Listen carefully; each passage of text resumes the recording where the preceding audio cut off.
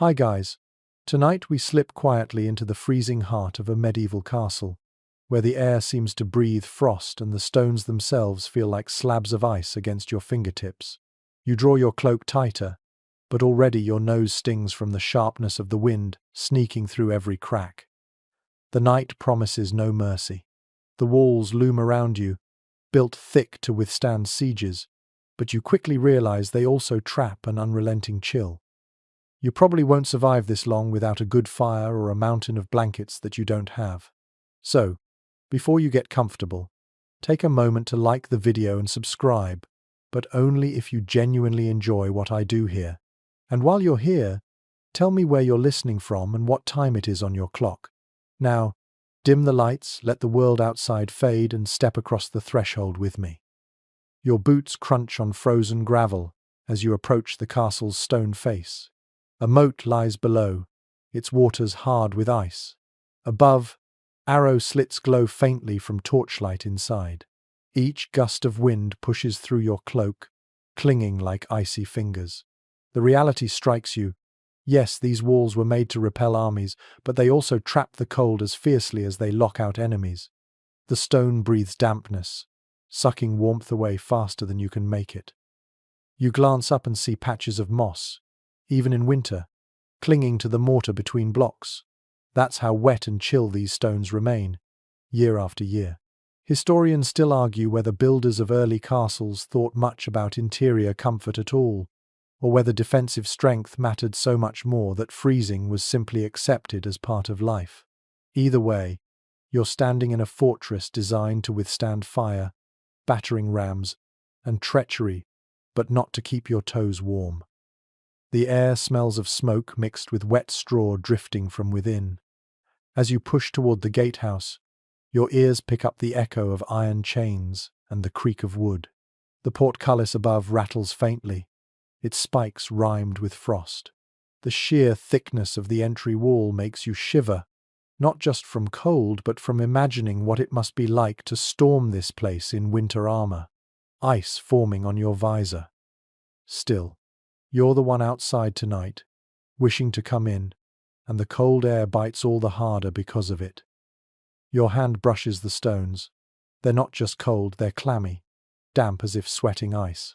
And the walls are so thick, sometimes 10 feet deep, that once you pass through them, you'll feel that same dampness wrap around you inside. Builders of the 12th and 13th centuries didn't have insulation as we know it. The concept would have been absurd. Instead, castles were about permanence. They outlived families, outlasted dynasties, and endured winters that froze entire rivers solid. A quirky tidbit comes to mind. In some regions, villagers believed the stones themselves harbored spirits that could chill or comfort the inhabitants depending on how they were treated. Some swore that splashing wine against a wall at Christmas ensured kinder winters. You wonder, as you rub your frozen fingers across a block, whether this wall received its yearly blessing or not. The drawbridge beneath your feet creaks as though groaning under its own frost. Wooden planks, swollen with ice, flex slightly, and for a moment you imagine slipping into the moat below. It's frozen, yes, but the idea of crashing through that thin crust of ice into black water beneath makes your teeth chatter harder. With each step forward, you leave the wild night behind, but the cold is following you through. You pause under the archway, staring into the shadows. A line of icicles glitters from the vaulting above like jagged teeth, dripping slowly from the faint warmth inside. One drop lands on your cheek, sharper than a pin. You close your eyes and realize that inside this fortress, comfort is not guaranteed. It is only rationed, only borrowed. Historians still debate whether residents grew accustomed to this endless chill, their bodies hardened over years, or whether even the mightiest lords wrapped themselves in layer upon layer, muttering curses as the frost refused to loosen. You suspect the truth lies somewhere in between. Yes, humans adapt, but as you shiver now, it feels impossible that anyone could ever truly get used to it. From the courtyard ahead comes a faint barking of hounds. Their voices carry in the wind, sharp and echoing against the walls. The smell of straw thickens. You know that animals generate warmth, and perhaps their presence was not merely practical but also a crude form of heating, a reminder that life persists even in bitter seasons. Your boots scrape the threshold as you cross into the castle proper. The moment you pass beneath the heavy arch, the night's roar dims, muffled by thick walls. Yet paradoxically it feels colder still. Without the wind, you notice the stillness, the damp pressing into your lungs. Each breath is visible. Torches sputter, struggling against the damp draught. Shadows climb and vanish along stone ribs above. And as you stand there, the realization grows. This is not a cozy refuge, but a vast stone refrigerator. A mighty stronghold, yes, but for comfort? For warmth? For sleep? You hug yourself tighter and whisper into the hollow dark. Could you ever truly rest here on the coldest night? The heavy wooden doors loom ahead, scarred with iron bands hammered flat centuries ago. You push at them, and they groan like old beasts disturbed from slumber. Their hinges shriek, sending a shiver down your back as though the sound itself were colder than the air. Inside, the hall yawns open, and yet the frigid air refuses to stay outside. It slips easily beneath the thick threshold, curling around your ankles like a mischievous cat with claws of ice. You pause, boots damp from melted snow, and notice how the doors themselves bear witness to the endless winters. The planks are swollen and warped, their surfaces veined with cracks where the cold has pried for centuries. Each winter, moisture crept in, froze and expanded. Then the thaw opened those wounds wider. In a way, you realize, the castle itself ages not from battles but from endless negotiations with the seasons. Historians still argue whether castle carpenters truly mastered methods to prevent such decay, or if they accepted that maintenance was a yearly ritual, as natural as the harvest or the spring thaw. A faint draught brushes your neck, and you glance down. Even with doors as heavy as ship timbers, gaps gape at the floor. Rats might slip through easily. Certainly the cold does. You huddle deeper into your cloak, but your toes still sting. Imagine trying to sleep when every night the door at the bottom of the stairwell lets in icy air, spreading upward like water seeping into dry cloth. A quirky tidbit lingers in the margins of memory. Some medieval households stuffed those cracks with wool, moss, or even dung to block drafts. Imagine crouching at midnight, pressing handfuls of sheep's fleece into gaps, hoping it would stay through the long dark months. Practical, if not exactly pleasant, and in a world where survival trumped all, dignity often froze before fingers did. Your eyes roam upward. Iron bolts and crossbars are embedded in the wood, each as thick as your wrist. These locks could keep armies at bay, but against the subtle creep of frost, they are powerless. It's strange, isn't it? Humans poured skill into resisting violence, yet the real invader, the cold, slipped in without resistance. You trace the line of the bar with your finger, feeling how it cuts cold straight into the bone. Inside the narrow vestibule, torchlight flickers but does little to fight the shadows. The damp smell is stronger here: mildew, scorched pitch, wet wool. The walls, as thick as a wagon is long, make the space echo strangely. Each bootstep is a hollow drum. And yet, though you are finally within the mighty gates, the sensation persists. You haven't escaped winter. You've simply traded the open blizzard for a chambered chill. You rub your arms, trying to warm them, and let your imagination drift. Centuries ago, a servant might have stood right where you stand, shivering as he closed the gates for the night. His breath fogged like yours. Perhaps he leaned close to a torch, daring a moment of warmth before returning to the icy barracks. You wonder, did he curse the same drafts you feel now? Did he pray for dawn when frost crackled louder than footsteps? Your boots crunch against a scatter of straw. Someone has strewn it here to soak up the snow dripping from cloaks and boots. You smell its faint sweetness, a reminder that animals once shared this space during sieges. The thought comforts you briefly. Warmth of beasts, the steady steam of their breath. Yet now, only shadows accompany you. You push deeper, the sound of the door closing behind you fading to a heavy sigh. Ahead, the corridor narrows, its arch ribbed like a stone throat. The The cold gathers here, funneled as if the castle itself inhales you. Wooden doors may close, but nothing closes against the air seeping through every crack of stone. Historians still puzzle over whether medieval people layered doors intentionally for warmth or purely for defense. Some sites suggest two sets of gates, creating a trap not just for invaders but also, perhaps unintentionally, for the worst of the winter gales. You pause in that narrow space, imagining yourself as a gust of icy wind caught, slowed, broken into eddies. The design might be accidental comfort, or perhaps subtle wisdom. The records remain silent. You glance at your fingers, reddened from chill, and imagine fumbling with a latch in darkness. What if fire threatened? What if raiders came at night? To secure safety, you must first open doors heavy as trees, their bolts reluctant, their hinges screeching. Safety is never simple here. It demands strength, and even in peace, each lock is another reminder of how small you are against the world's harshness. A low hum carries from deeper within. Voices muffled, the crackle of a fire somewhere ahead. For the first time, hope stirs. Perhaps warmth waits beyond, yet the draft underfoot insists otherwise. It snakes past your boots, climbs your legs, and despite every promise of comfort, the castle still reminds you, this is stone, not sanctuary.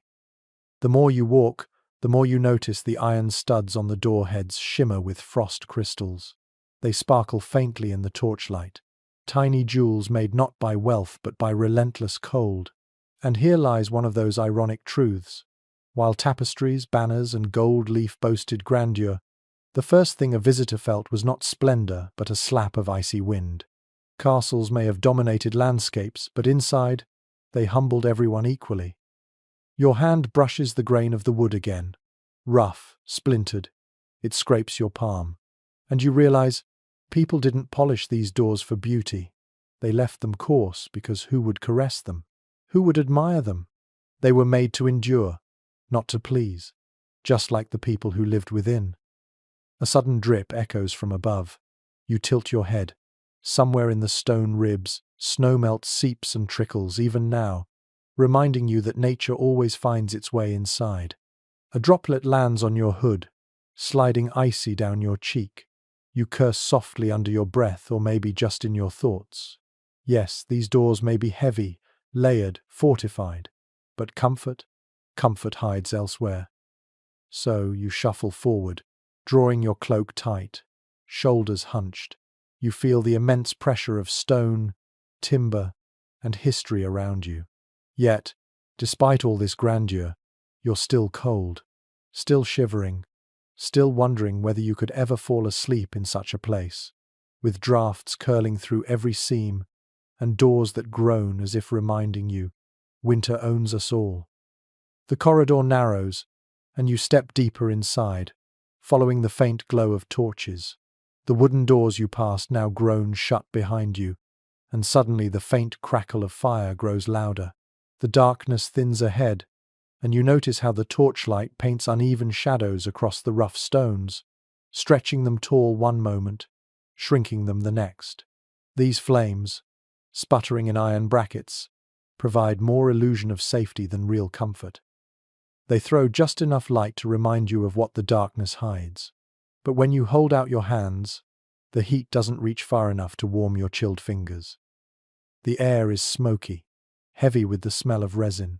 Drops of pitch ooze from the torches like melted wax, hissing softly when they strike the cold floor. You imagine a servant stumbling along these same corridors, their torch dim, heart pounding as the shadows twisted like figures waiting to leap out. A torch was never simply a tool for light. It was also a frail shield against the unseen. Chronicles from the 13th century describe how travelers in castles often carried personal candles, fearing to step anywhere unlit, even in their own lodgings. The darkness wasn't just inconvenient, it was a living presence. And for many, the thought of what could lurk in it was more terrifying than the cold itself. The flames sway when a draft snakes through an unseen crack. Your breath fogs, and you realize the torches are fighting a losing battle. Fire devours oxygen, and in these closed spaces, smoke lingers, stinging your eyes. Yet without them, you would grope through pitch blackness, trusting your life to memory and touch.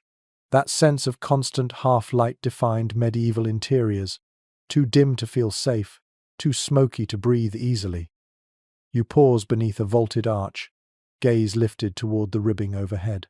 Carvings twist up their faces, grotesques, worn and half erased by centuries. Were they guardians, meant to frighten away spirits? Or were they masons' idle doodles, whimsy captured forever in stone? The jury remains out on whether such figures had religious significance or were simply decoration. Some scholars lean toward symbolism, others toward artistic freedom. But either way, you can't help feeling watched as you move through this half-lit throat of stone. A curious little footnote to torchlit life. People often carried dried herbs like lavender or rosemary to mask the acrid stench. Burning pitch left a bitter tang in the air, and clothes reeked for days. Imagine lying down to sleep while your cloak smelled as though it had been dipped in tar.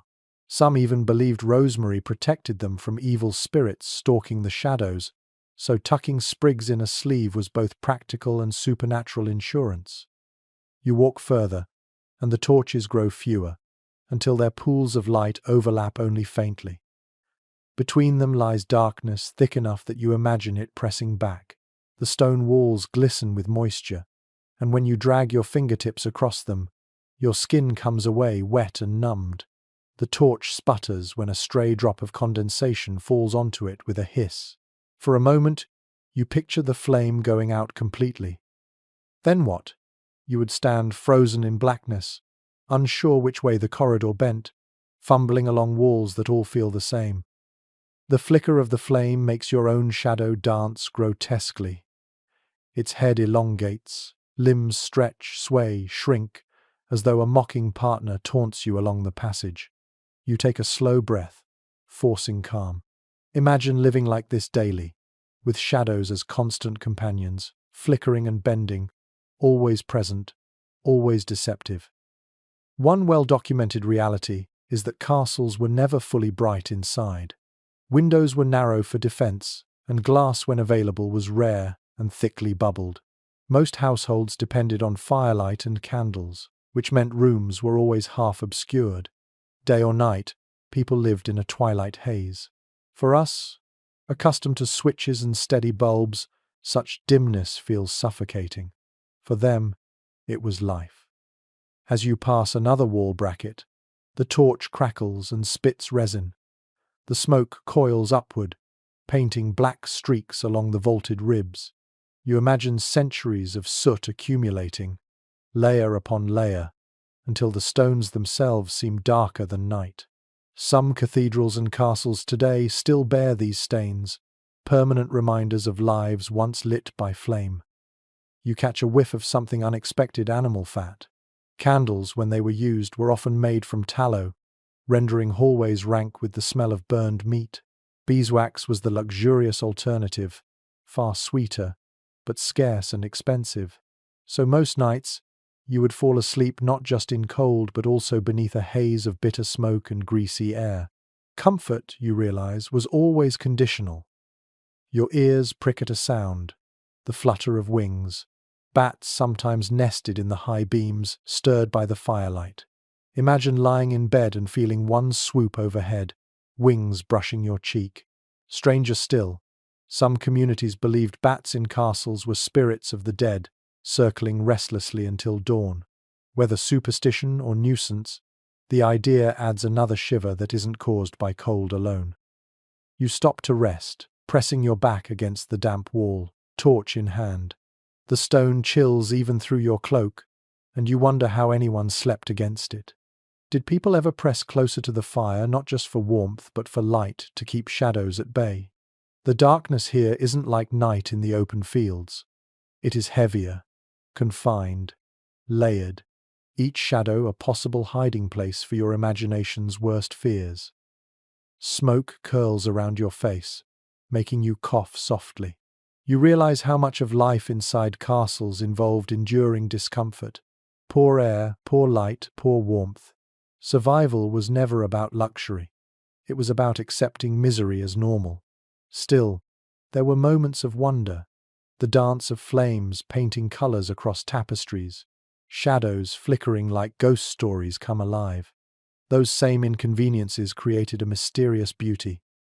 You pass under another arch and glimpse the glow of a larger fire ahead. Perhaps the great hall lies just beyond.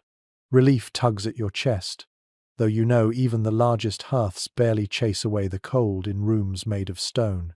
Still, you quicken your pace, drawn to the promise of brightness. Behind you, the corridor seems to swallow itself, torchlight receding, darkness reclaiming what was briefly borrowed. And as you walk toward that glow, you realize something important. In this castle, light itself is fleeting, fragile, more valuable than gold. Fire is warmth, yes, but it is also vision, safety, and courage. Without it, sleep would be impossible. And even with it, you suspect your dreams would be filled with the same flickering shadows that haunt these walls. The corridor bends, and suddenly the space yawns wide. You step into the great hall, the heart of the castle, where the ceiling soars above you like the inside of a vast, frozen cathedral. A fire roars in the central hearth, logs stacked like fallen timbers from a storm, sparks snapping and tumbling into the smoky air. For a moment, you feel hope. At last, warmth. But as you edge closer, you realize the fire's reach is limited. Your face prickles with heat while your back still aches with cold. This is no cozy living room fire. It is a bonfire that refuses to spread its generosity beyond arm's length. The smell here is thick: roasted meat, spilled ale, smoke clinging to wool, dogs sleeping in the rushes. The floor is strewn with reeds and herbs, crunching under your boots, hiding the dirt of years beneath their fragrant cover. One well-documented reality is that castles rarely had bare stone floors exposed. Rushes were spread across them for warmth, to mask smells, and sometimes to absorb waste. They were changed occasionally, though occasionally might mean months in winter. Imagine lying down near the hearth, your cheek against rushes that had soaked up spilled beer, sweat, and worse. Comfort was never quite clean. You wander further inside, eyes drawn upward. The rafters vanish into shadow, hung with banners and perhaps the carcasses of smoked game.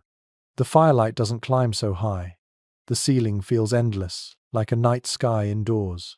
Wind moans faintly between beams, rattling loose shutters somewhere high above.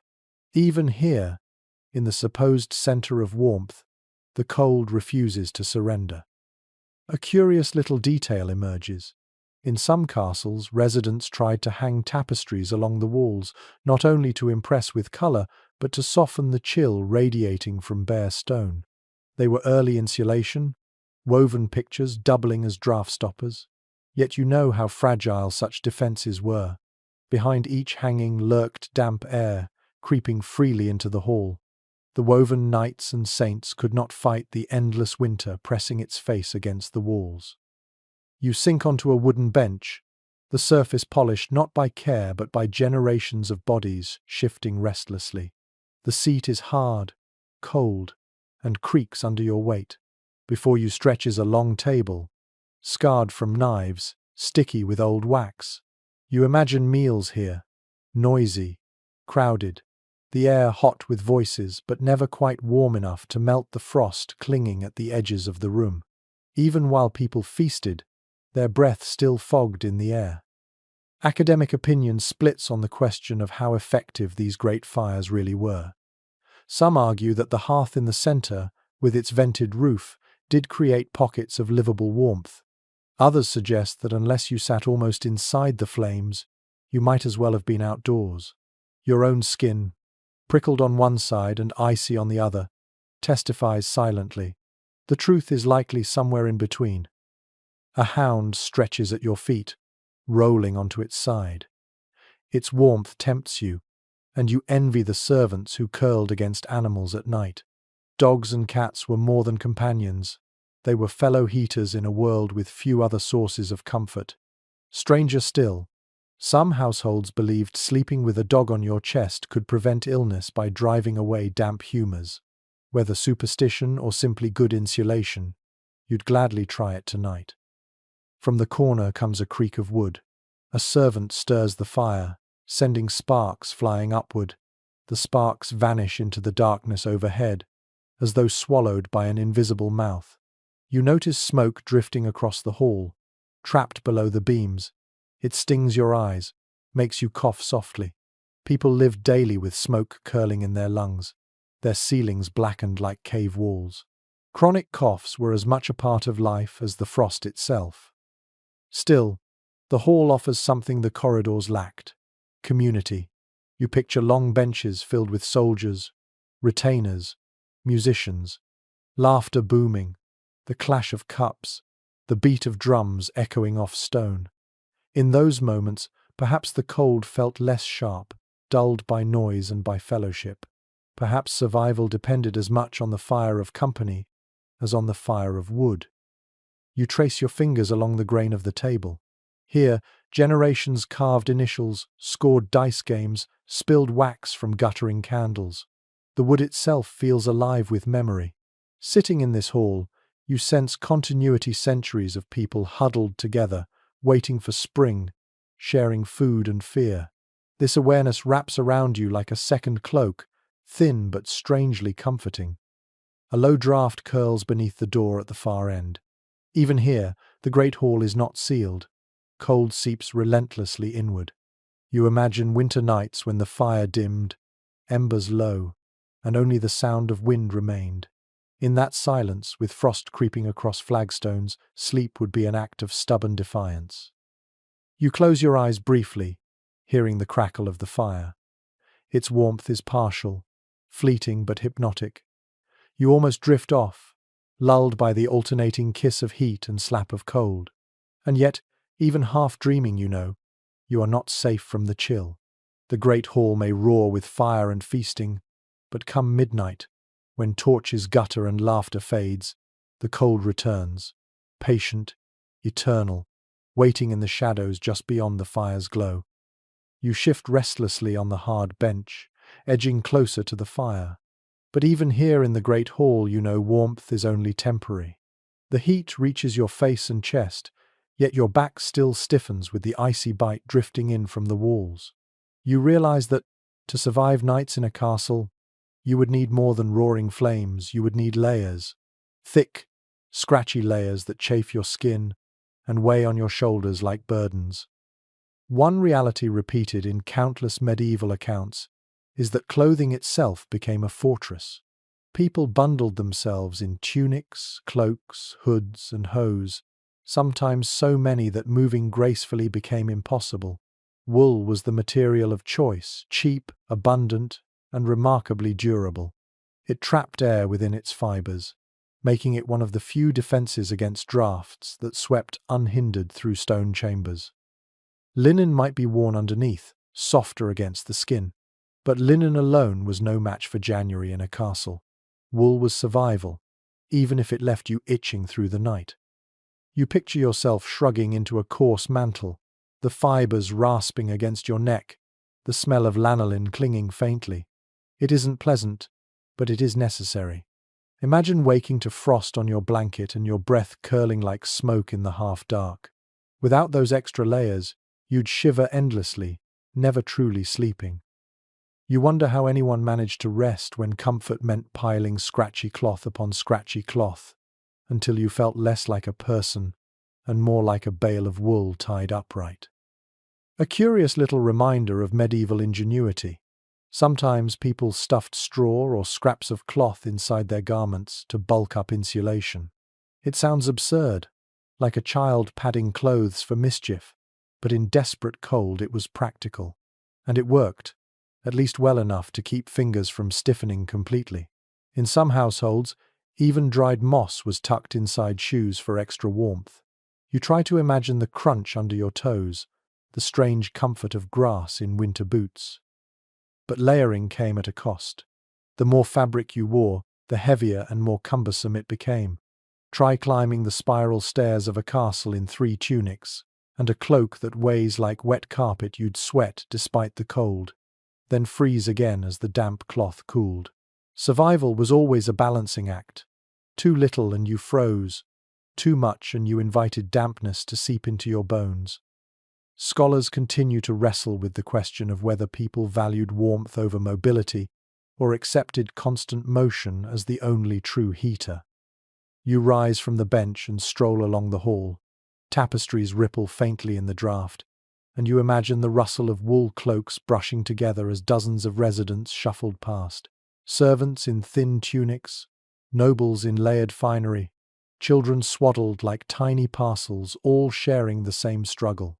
Clothing was not fashion in winter. It was armor against the unseen enemy. Your hand brushes a cloak hanging from a peg, left by some unseen figure. It feels rough, stiff with old sweat, smelling faintly of smoke. You recoil, then remind yourself that no one expected laundry to be fresh in winter. Washing was difficult, drying nearly impossible, and a wet cloak could freeze solid outdoors. Better to smell of smoke than to risk a layer of ice forming around you. Imagine trying to sleep wrapped in those layers, your skin prickling, body heavy. Did people undress at night? Rarely. To strip down in a freezing castle chamber was to invite misery. More often, you went to bed fully clothed, boots and all, pulling furs or blankets over yourself without removing what you wore during the day. The idea of pajamas, as we know them, would have seemed laughable. Comfort was simply staying alive till morning. A curious side note: some lords boasted of silks or velvets layered atop wool, flaunting wealth even in coldest months. But those fabrics, though beautiful, offered little insulation. In truth, it was the servants, wrapped in humble wool and patched garments, who sometimes endured better. Status could buy luxury, but it could not buy warmth from stone walls. You pause again near the hearth, staring at sparks rising. You shift the weight of your cloak and hood, feel the stifling press of fabric, and you realize how easily clothing defined your world. What you wore determined whether you froze, whether you slept, whether you lived to see spring. It was not vanity. It was survival stitched into every seam. You glance toward the door, where cold still seeps beneath the threshold, curling along the rushes like a slow flood. You tighten your mantle once more, adjusting the itchy collar at your throat. The irritation is constant, but so is the knowledge that without it you would be colder still. Life in a castle demanded this kind of compromise. Comfort sacrificed daily on the altar of necessity. And as you shift your weight, tugging your cloak tighter, you realize that in this world, sleep was not about softness or luxury. It was about endurance. To lie down in layers, stiff and heavy, scratching and reeking of smoke, yet still to close your eyes, that was resilience.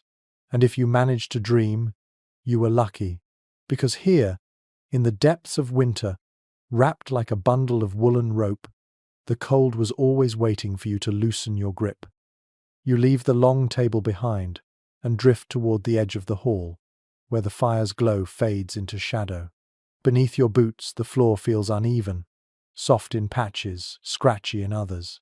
You glance down and realize it is not bare stone, but a mat of rushes strewn across the ground, mixed with dried herbs, twigs, and unmistakably the damp sheen of spilled ale. The covering crackles faintly when you walk, hiding layers of dirt beneath. One well-attested feature of medieval life is that floors were rarely left exposed. Instead, people scattered bundles of reeds or rushes, sometimes topped with lavender or meadowsweet, both to mask foul smells and to soften the bite of cold stone. To the untrained eye, it looks almost charming, a rustic carpet. But as you scuff your heel, the rushes part to reveal what lies beneath. Crumbs, grease, hair, even the scurry of something alive darting out of sight. So much for charm. The texture beneath your soles is unsettling. At times the stalks cushion your step. At others, they crunch and snap like bones underfoot. You wonder what it must feel like to pad barefoot across them in the middle of the night, skin against damp reeds, cold seeping up from the stone below. Your imagination recoils. Yet you realize many servants and children did exactly that, running shoeless across filthy layers, simply because shoes were too precious to wear indoors. A curious little glimpse of the past.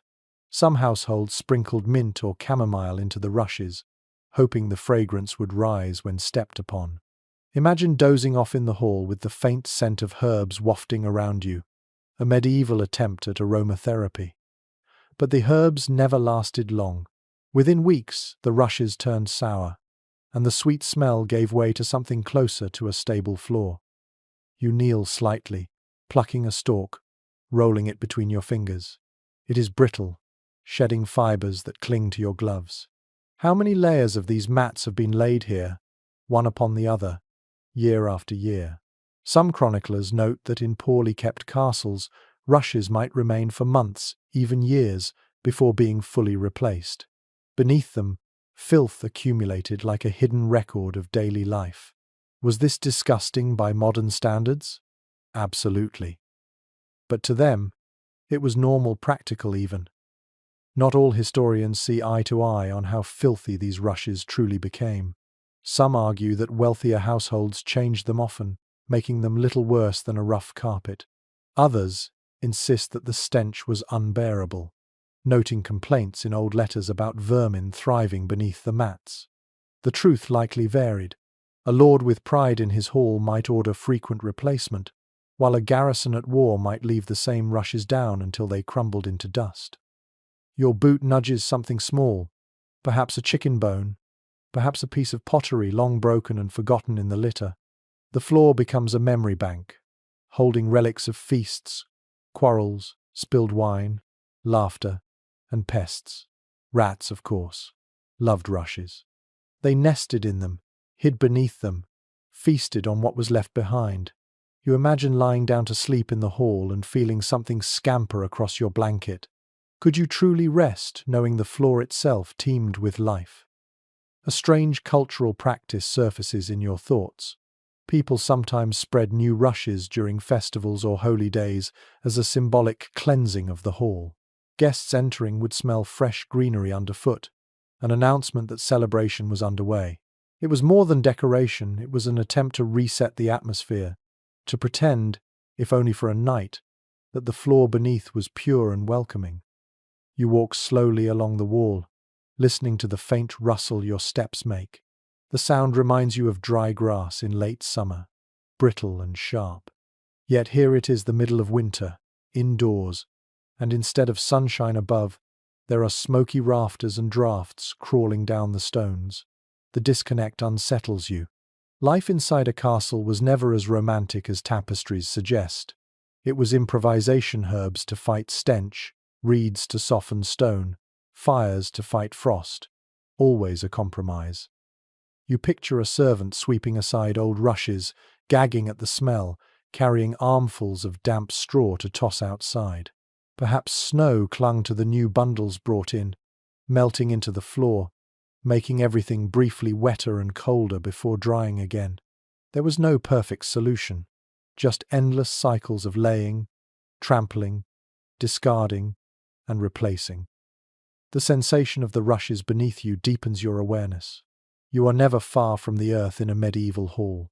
Even inside towering walls, you still smell soil, straw, animals.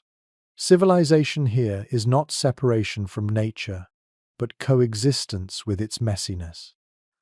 To fall asleep on such a floor is to surrender not just to the cold, but to the world's untidiness, its vermin, its smells.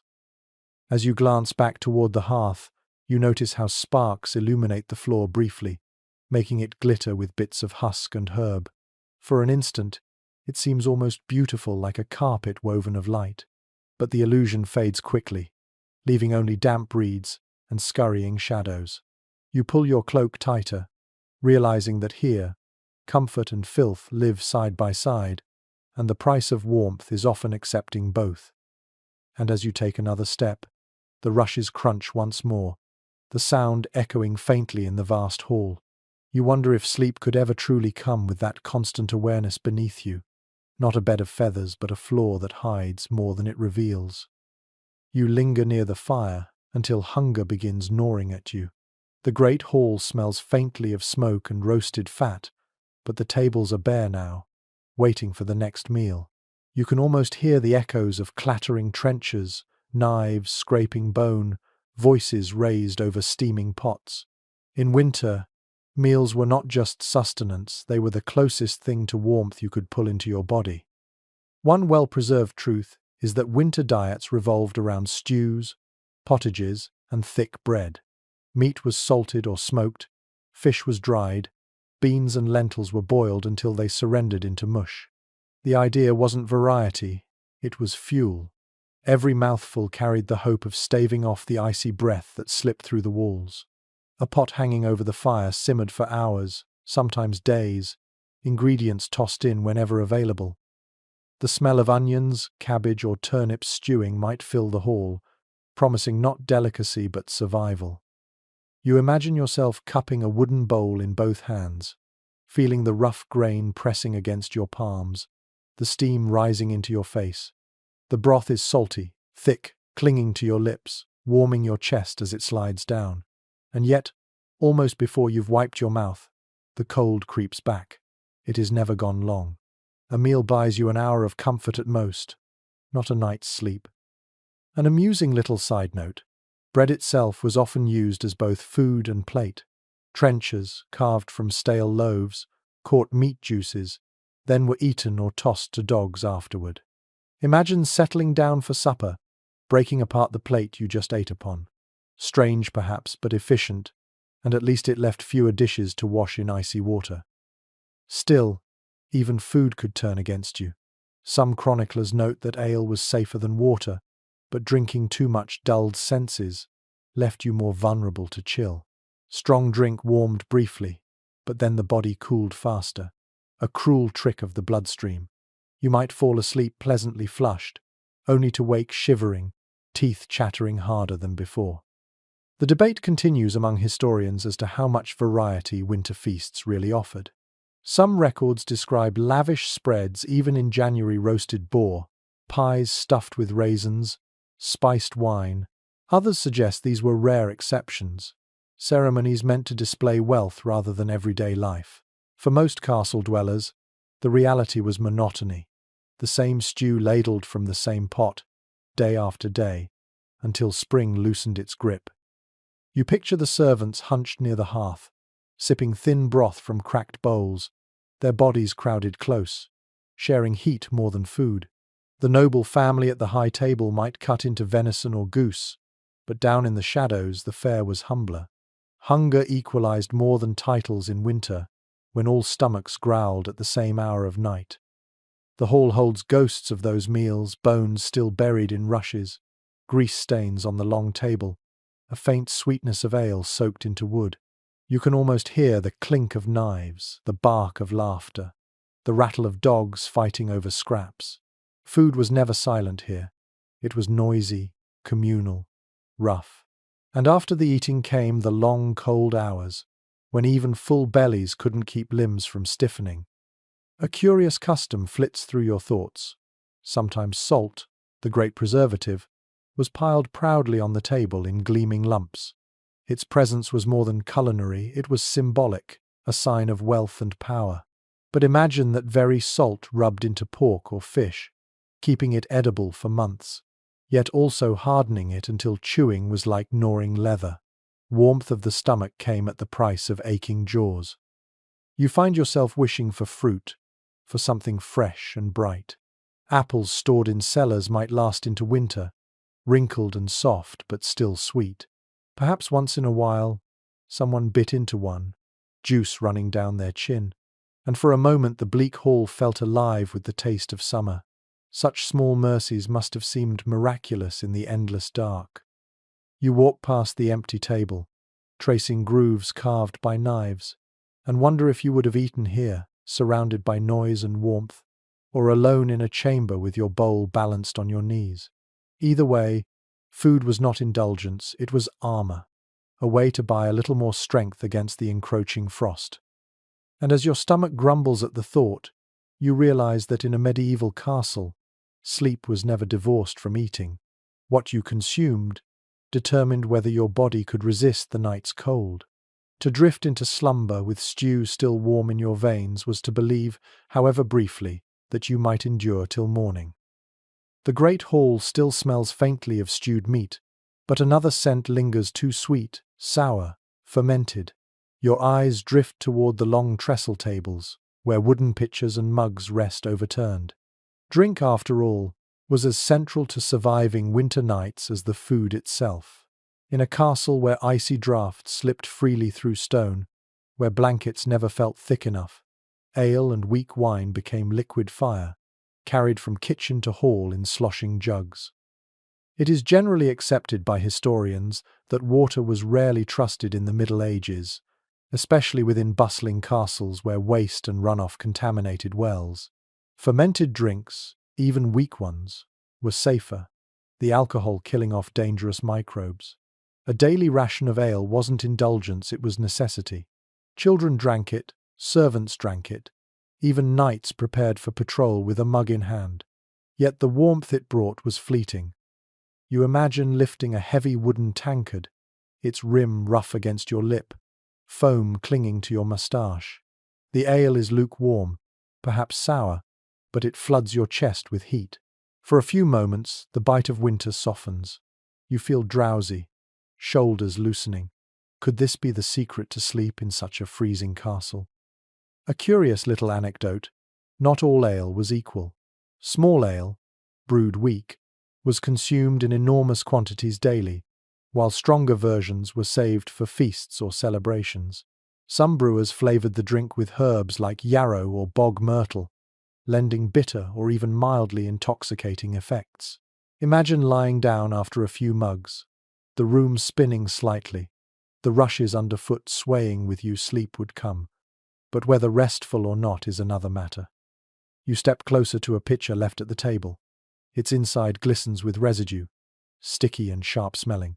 Wine was rarer in northern castles, but when it appeared, it was often diluted with water or spiced with cinnamon and cloves. The warmth of mulled wine might linger longer than ale, perfuming the breath, tricking the mind into believing the body itself was warmer. Scholars continue to puzzle over the role of drink in medieval sleep. Did people drink deliberately to dull the chill, or was intoxication merely a side effect of social life?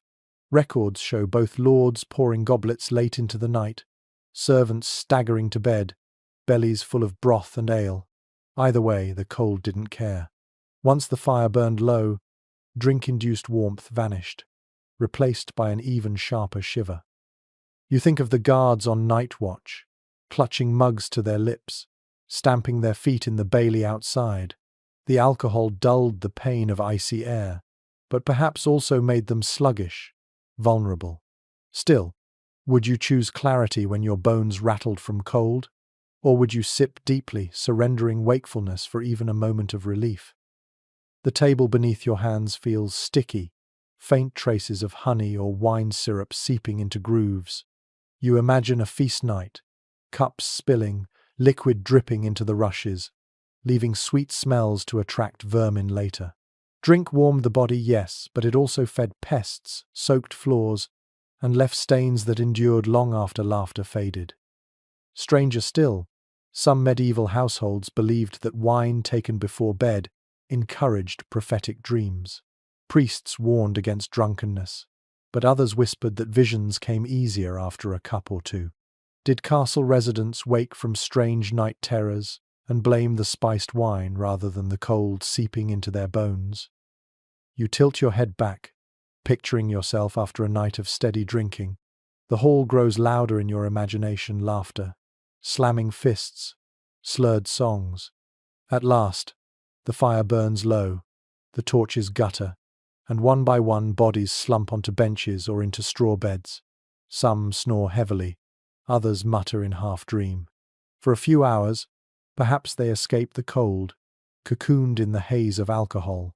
But morning arrives, and their heads pound as the frost still clings to the rafters. The question lingers as you step away from the table. Could you truly rely on drink to make these stone nights tolerable? Perhaps for a while. Yet even as the warmth fades from your chest, you sense the truth. Ale and wine are only masks. The cold always waits, patient and merciless, ready to remind you that comfort here is fleeting, and sleep, no matter how deep, is always shared with frost. You leave the hall, climbing the narrow staircase that spirals upward into darkness. The fire's warmth dwindles behind you, replaced by the whisper of cold air rising like a phantom through the stairwell. Your hand clings to the stone wall for balance, but the surface is slick with condensation, and the chill passes straight through your glove into your palm. Step by step, you ascend toward the upper chambers, the very rooms where the lord and lady once lay their heads, the supposed pinnacle of comfort inside these walls. It is generally acknowledged in castle studies that the higher you went, the colder it became. Heat rose, yes, but so did drafts, swirling through thin windows and ill-fitting shutters. On the ground floor, kitchens and animals provided at least a hint of body warmth. Upstairs, chambers were silent, lofty, and bitter. The cold seeped into your bones more stealthily there, and the silence seemed to magnify it. You pause midway, breath fogging before your eyes. The stair is so tight you could touch both sides with outstretched arms, yet still the draught twists upward like smoke. You imagine children running here with bare feet, servants staggering under blankets or trays of food, each step an echo in the spiral. Did they ever envy those who slept below, closer to the hearths? Or did they see the chambers above as a privilege, frost and all? An odd detail from some records. Bedding was sometimes carried to chambers still warm from the kitchen fire, blankets wrapped in bundles that had absorbed heat from ovens. Families would then hurry upstairs, racing the warmth before it faded. Imagine clutching a half-warm sheet against your chest, running breathless up these stairs, only to find it chilled again before you laid it on the bed. You emerge at last into a corridor lined with doors. The air here is sharper, less forgiving, as though the wind itself has free rein. Even the flicker of torches looks weaker, their light dulled by the draught. You tighten your cloak and walk slowly along, noting how the doors themselves gape slightly, frames warped over centuries. Scholars continue to debate whether upper chambers were ever truly private. Some argue they were sanctuaries for lords, filled with furs and silks, while others point out that servants often shared space nearby, ready to stoke fires or fetch chamber pots. Privacy in medieval terms rarely matched our modern imagination. To sleep upstairs was not to retreat alone, but to exist within layers of service and ceremony, even while shivering under covers. Your fingers trace the edge of a door, feeling the rough grain, splinters catching at your skin. You press your ear against the wood, and hear only silence, the muffled heartbeat of a sleeping castle. You push gently, and the door creaks open. Inside, the chamber is larger than you expected, yet barren by modern standards. A single bed frame looms against the far wall, draped with curtains. A chest squats at its foot, iron-banded, unyielding. A narrow window gapes open to the night, covered only by a wooden shutter that rattles faintly. The air is so sharp you taste it, metallic and raw. A curious custom once practiced. Nobles sometimes had their beds placed not against the wall but toward the center of the chamber, so the cold stone would radiate less into their backs. Curtains around the bed weren't merely decoration, they were barriers, trapping whatever warmth your own body could produce. Yet even so, many letters and chronicles mention frost forming on the inside of those curtains by morning, a lace of ice framing the sleeper. You step closer to the bed, pulling the curtains slightly aside. The straw mattress bulges unevenly, stuffed too loosely in places, too tightly in others. A blanket lies folded at the corner, stiff with age. You press your hand into the straw and feel the poking ends, the dry crackle. Could you sleep here, with straw scratching your back, with draughts sneaking through every seam? Not all historians agree on how often upper chambers were heated. Some claim braziers of coal were used, filling the air with acrid smoke, while others insist such fires were dangerous and rare.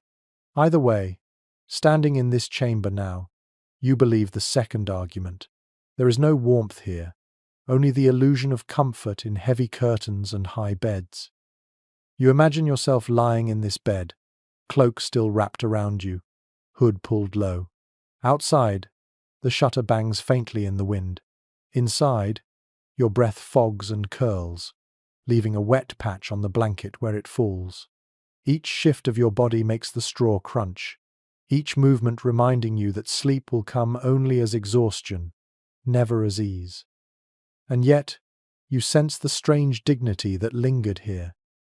This was the Lord's chamber, after all, a place of ceremony as well as rest.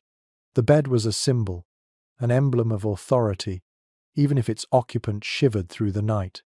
In this paradox lies the essence of castle life: grandeur that could not hide the cold, power that could not command warmth. As you pull the curtain shut again, leaving the bed to its shadows, you realize that the climb upstairs offered no sanctuary. It was merely another layer of the same struggle. Whether below in the hall or above in the chambers, the question never changed. Could you truly close your eyes against such relentless chill? You pause just inside the chamber, your eyes drawn again to that bed. At first glance, it looks almost luxurious compared to the rush-strewn floor below. A frame of oak, tall posts at each corner, curtains draped like the folds of a theatre stage. Yet as you step closer, you realize this was not simply decoration. It was a strategy, a shield, a kind of tent within the room. Chroniclers from the 15th century often mention hung beds, draped on all sides, sometimes with heavy cloth or even layers of animal skins. The purpose was simple: to trap the small bubble of warmth generated by the sleeper's body and breath. A chamber might be freezing, but inside that curtained cocoon, the air could be a little less hostile. The curtains muffled drafts, dimmed torchlight, and provided a fragile illusion of privacy. They were, in a way, medieval sleeping bags on a wooden frame. You draw the fabric aside. It is thick, embroidered with a faded pattern that once gleamed bright but now feels heavy with soot. Your fingers sink into it, scratching slightly, the threads rough against your skin. Inside, the bed smells faintly of straw, sweat, and smoke. You sit down carefully, the frame creaking under your weight, and the straw-stuffed mattress rustles beneath you. One strange yet telling detail: in some households, bed curtains were not only for warmth but for status. Visitors could tell at a glance who slept with wealth, who with poverty. To have thick, coloured drapery around your bed was to announce both dignity and defence, and so what kept you alive in winter also became what set you apart. But even here, discomfort persisted. The straw pokes through the coarse sheets, scratching your palm. A quilt lies folded nearby, stiff with age, stitched from scraps of cloth in uneven patches. You pull it over your lap, and though heavy, it holds no real warmth until your own body heat seeps into it. Imagine trying to drift into sleep under such a weight, waiting for the chill to ease, every exhale fogging the inside of the curtains. A lingering historical debate concerns just how effective these curtains were. Some argue they worked well, making a small enclosed chamber far warmer than the surrounding room. Others point out that moisture from breath froze along the fabric, turning it stiff and icy by morning, reducing the comfort they offered. Your own imagination tells you both could be true: warm at first, then clammy and rimed with frost when dawn crept in. An odd and amusing tidbit surfaces. Children sometimes played games inside the curtained beds, pretending they were forts or boats, vanishing into the folds to hide from adults. For them, the curtains weren't just protection from cold but the stuff of imagination. To you now, though, it feels more like a cave, narrow, airless, an enclosure that both comforts and stifles. You lie back for a moment, staring up at the canopy. Shadows flicker there as the torch outside the curtain sputters. The posts creak faintly, as though whispering with age. Your body rests awkwardly on lumps of straw, each movement making a faint crunch. This is no feather mattress. Only the wealthiest households could afford feather beds, and even those often leaked quills, pricking sleepers through the sheets. You wonder whether the Lord here cursed as much as you do now, shifting, scratching, sighing into the cold. The curtain sways slightly in a draught that sneaks beneath. A strand brushes your cheek, cool and damp. You realize how porous this barrier really is. Yes, it slows the cold, but it never defeats it. To sleep here would be to accept compromise once more. Comfort in fragments, never whole. Imagine waking in the middle of the night. The fire downstairs is nearly out. The castle hushed except for the creak of beams in the frost. You reach up, pull the curtain closer, listen to the wind whistle against the shutter. Your breath fogs so thickly it hangs inside the enclosure like a ghost. You turn, pressing your face into the blanket, trying to block out the icy sting. This is what luxury meant inside a medieval castle. Not warmth, not softness, but a fragile bubble that bought you a little time against the inevitable. As you sit up again, pulling the curtain aside, you can almost hear voices from centuries past. Servants whispering as they stoked embers in the brazier, children whimpering in their beds nearby, a lord muttering a prayer that spring would come quickly. The curtain closes, and silence swallows them all. You step away from the bed, glancing back one last time. The posts stand tall, defiant, the drapery hanging heavy, a monument to human ingenuity and limitation both. It was clever, yes, but not foolproof.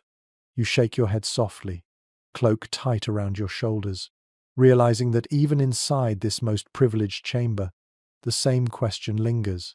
Could you truly rest, night after night, when frost waits patiently at the edge of your dreams? You stand beside the curtained bed a moment longer, then let your gaze wander downward.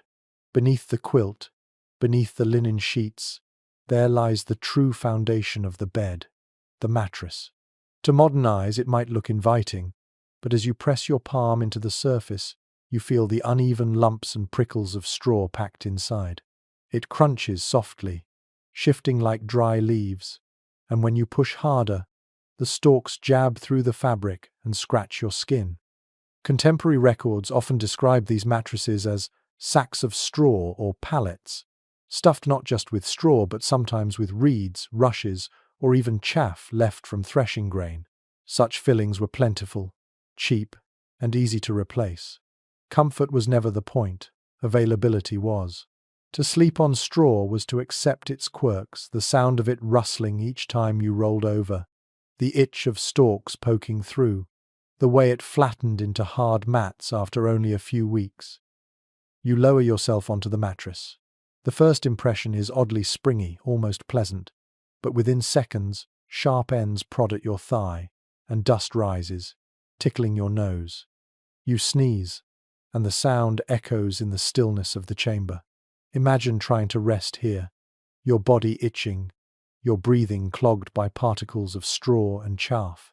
Yet for countless castle residents, this was the nightly routine. An amusing little note appears in some medieval housekeeping manuals. It was advised to change the straw in mattresses every few months to keep vermin away. Realistically, that meant hauling out the old, infested filling and replacing it with fresh stalks from the fields. Servants performed this task, shaking out the sacks, chasing away fleas, perhaps muttering curses under their breath. You picture them staggering upstairs with bundles of dry straw, stuffing the bed until it bulged, only for the comfort to last a short while before collapsing flat again. Debates among historians linger over how widely feather mattresses were used in castles. Some argue that only the wealthiest nobles could afford feathers in large enough quantity, and even then, quills poked mercilessly through. Others suggest that feathers became more common in later centuries, prized not just for softness but for warmth. Whichever the case, you are not lying on feathers tonight. You are lying on straw, scratching and sneezing, wondering how anyone managed to dream in such a nest. A curious custom sometimes attached to straw beds was the layering of herbs within them. Lavender, wormwood, or pennyroyal meant to repel insects and add fragrance. The scent might lull you briefly, but by morning it would mingle with the musty odor of damp straw, producing an aroma that was anything but calming. Still, People clung to these traditions, believing herbs carried protective powers against both vermin and evil spirits. You shift on the mattress, listening to the steady crunch beneath you. Each sound seems too loud in the silence of the chamber, as if the bed itself complains at your restlessness. You imagine a sleepless night filled with nothing but the rasp of straw against fabric, the faint scuttle of something small moving within. Could you find peace in such a place? Or would your nerves fray with every whisper from beneath your body? One undeniable reality is that beds were often shared. Families, servants, even guests might pile into the same mattress for warmth. The straw flattened faster under so many bodies, becoming hard and uneven. Yet the closeness of others, their body heat, their breathing, was another form of insulation. You picture 3 or 4 figures huddled here, limbs tangled, straw squeaking beneath them, their combined warmth perhaps enough to make the night bearable. Solitude, after all, was colder than company. You press your hand harder into the mattress and feel how the filling has shifted, clumped into ridges. Somewhere near the center, the fabric is worn thin, and a stalk jabs through sharply. You pull your hand back, frowning, then chuckle softly. Even discomfort becomes normal when repeated every night. People accepted scratches, sneezes, the occasional flea bite, because the alternative bare stone was worse. As you rise from the bed, brushing bits of straw from your cloak, you realize that this mattress is a metaphor for castle life itself. Practical, makeshift, never comfortable but always sufficient. To live here was to adapt constantly, to lower your expectations until the scratch of straw felt tolerable. You glance back once more, imagining a lord reclining stiffly upon it, curtains drawn, straw crunching beneath, servants hovering nearby. Power didn't buy freedom from the cold or from the prickling of stalks against skin. Even the mighty, it seems, slept uneasily. And as you step away from the bed, you wonder again. Would you, after long days in such a castle, ever truly rest? Or would every night be a negotiation between your body and the stubborn, rustling straw? You move from the straw mattress, still brushing tiny splinters of stalk from your cloak, and your eyes drift toward a heap folded neatly across a wooden chest. Furs. Thick, dark, and heavy, they spill over the edge like frozen waves. Compared to straw and wool, they look almost regal, a promise of luxury amid the drafts. You step closer and run your hand along the top layer.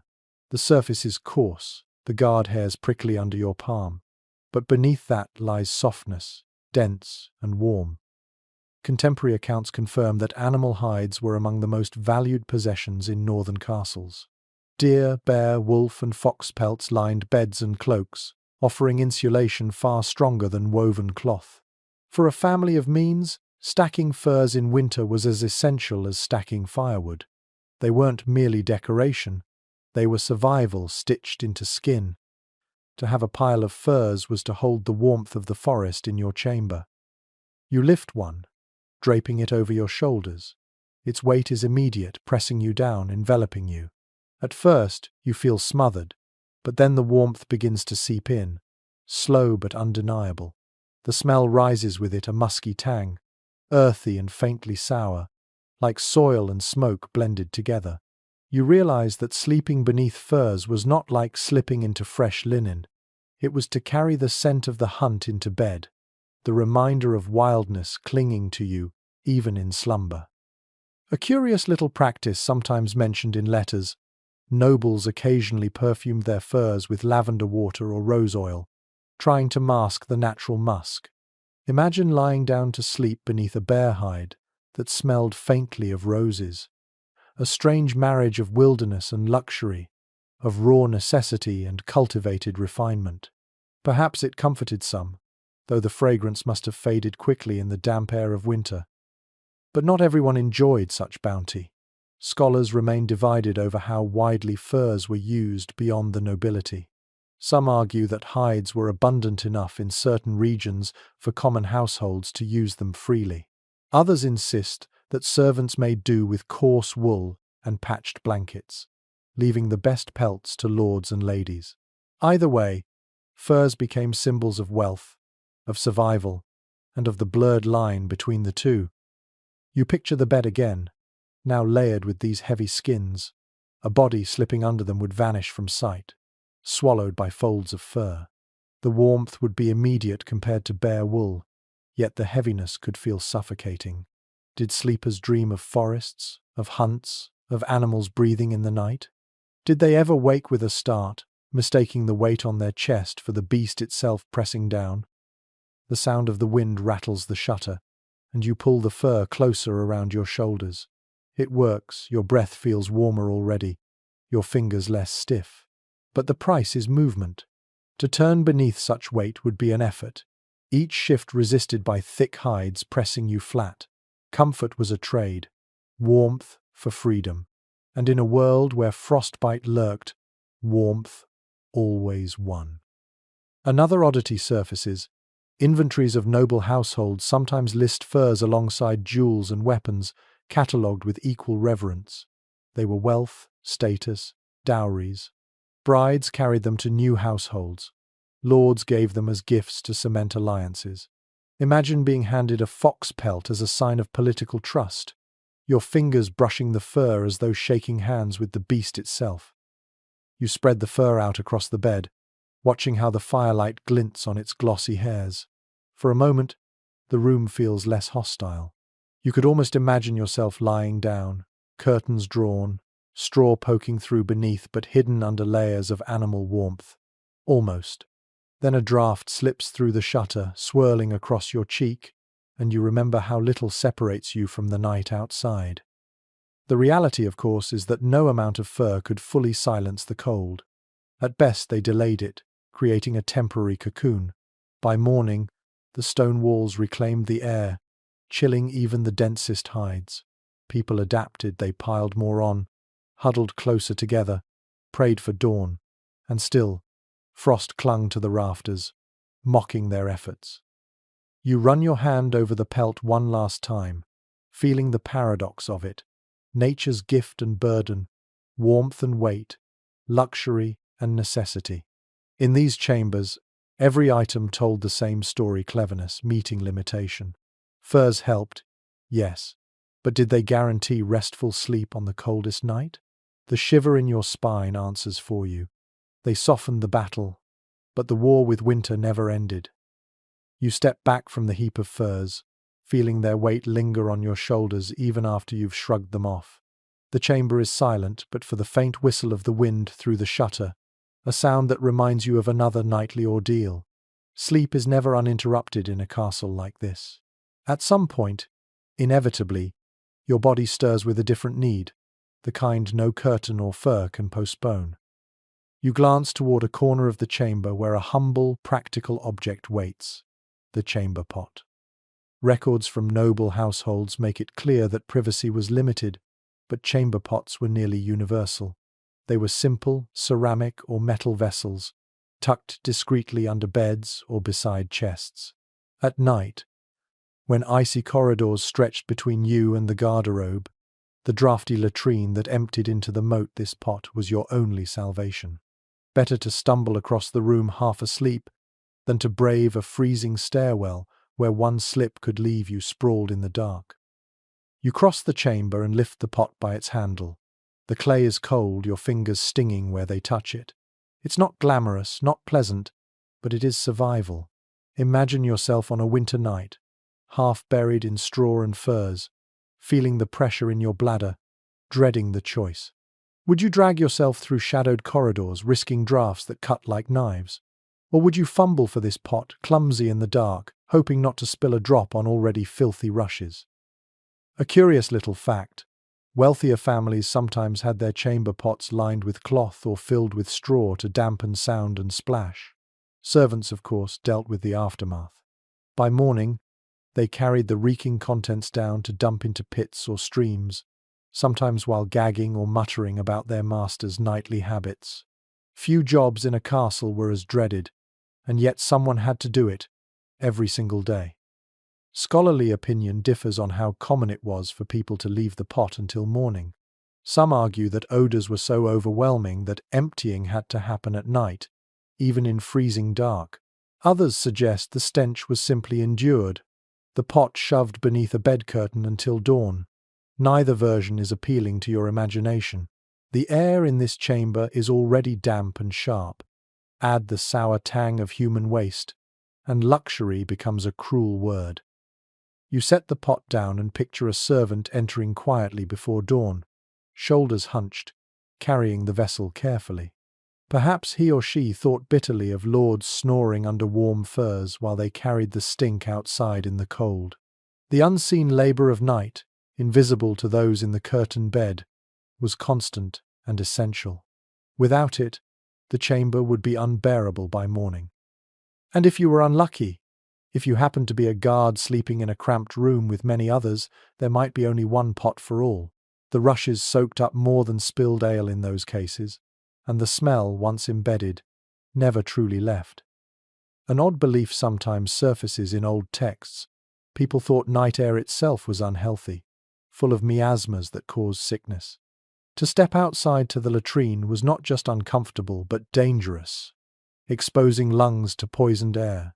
In that context, the chamber pot was not just convenience, it was protection, a way to avoid the dreaded night vapors that might shorten your life. You sit again on the edge of the bed, glancing toward the corner where the pot waits, silent and unglamorous. It sums up castle life perfectly. Survival hinged not on grandeur, but on small practical tools, and on servants who bore the burden of cleaning them. Could you sleep knowing that, at any moment, you might be forced to stumble from warmth into that ritual, the cold rushing in around you as you struggled in the dark? The question lingers as you pull your cloak tighter. Sleep, you realize, was never pure rest in a castle. It was fragmented, interrupted by necessity, shadowed by discomforts both grand and petty. And even when you tried to ignore them, the pot in the corner whispered a reminder. In this stone fortress, even nature's simplest needs became nightly battles. You leave the bedchamber for a moment, following the tug of cold air toward the narrow window on the far side of the corridor. At first glance, it looks like an open wound in the wall, an arrow slit widened into a square. The shutter that should cover it rattles faintly in the wind, wooden boards swollen and warped from centuries of rain and frost. You step closer and press your hand against the surface. The wood is clammy, as if it has absorbed the night itself. Contemporary accounts describe these shutters as the simplest form of insulation castles had to offer. Glass was rare and costly, and even when used it was thick, bubbled and poor at keeping out draughts. Most castles relied on hinged planks of oak or pine. They creaked loudly when opened, leaked air when closed, and demanded constant repairs. Still, they were better than nothing, and without them, the upper chambers would have been unbearable. You tug lightly at the iron latch, and the shutter groans as it moves. A blast of icy air smacks your face, and you stagger back, eyes watering. Outside, the night stretches endless, snow drifting down in soft sheets, the moon caught in patches of cloud. For a heartbeat, the view is breathtaking silvered roofs, the dark moat frozen like black glass. Then the chill claws straight through your cloak, and the beauty feels like cruelty. You slam the shutter back into place, the wood trembling against the stone frame.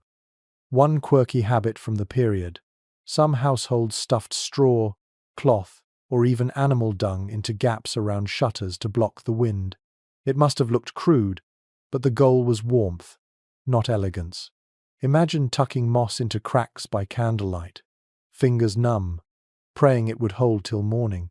You smile grimly, realizing the drafts still found their way in, curling along the floor like sly animals. There's still debate among architectural historians about how much these shutters actually helped. Some argue they provided decent insulation when well fitted, while others claim they barely made a difference against gales sweeping across the battlements. Standing here, your cheeks still stinging from the brief gust, you're inclined to side with the skeptics. This shutter feels more symbolic than effective, a fragile gesture against an enemy too vast to be stopped. You lean closer, ear pressed to the seam, and hear the faint whistle of wind slipping through. Each sound is like a whisper, a reminder that you are never sealed away. Stone may keep armies at bay, but winter requires no siege ladders. It seeps in, subtle and endless. Imagine lying in bed with that constant hiss at your ear, the noise reminding you of the world's indifference.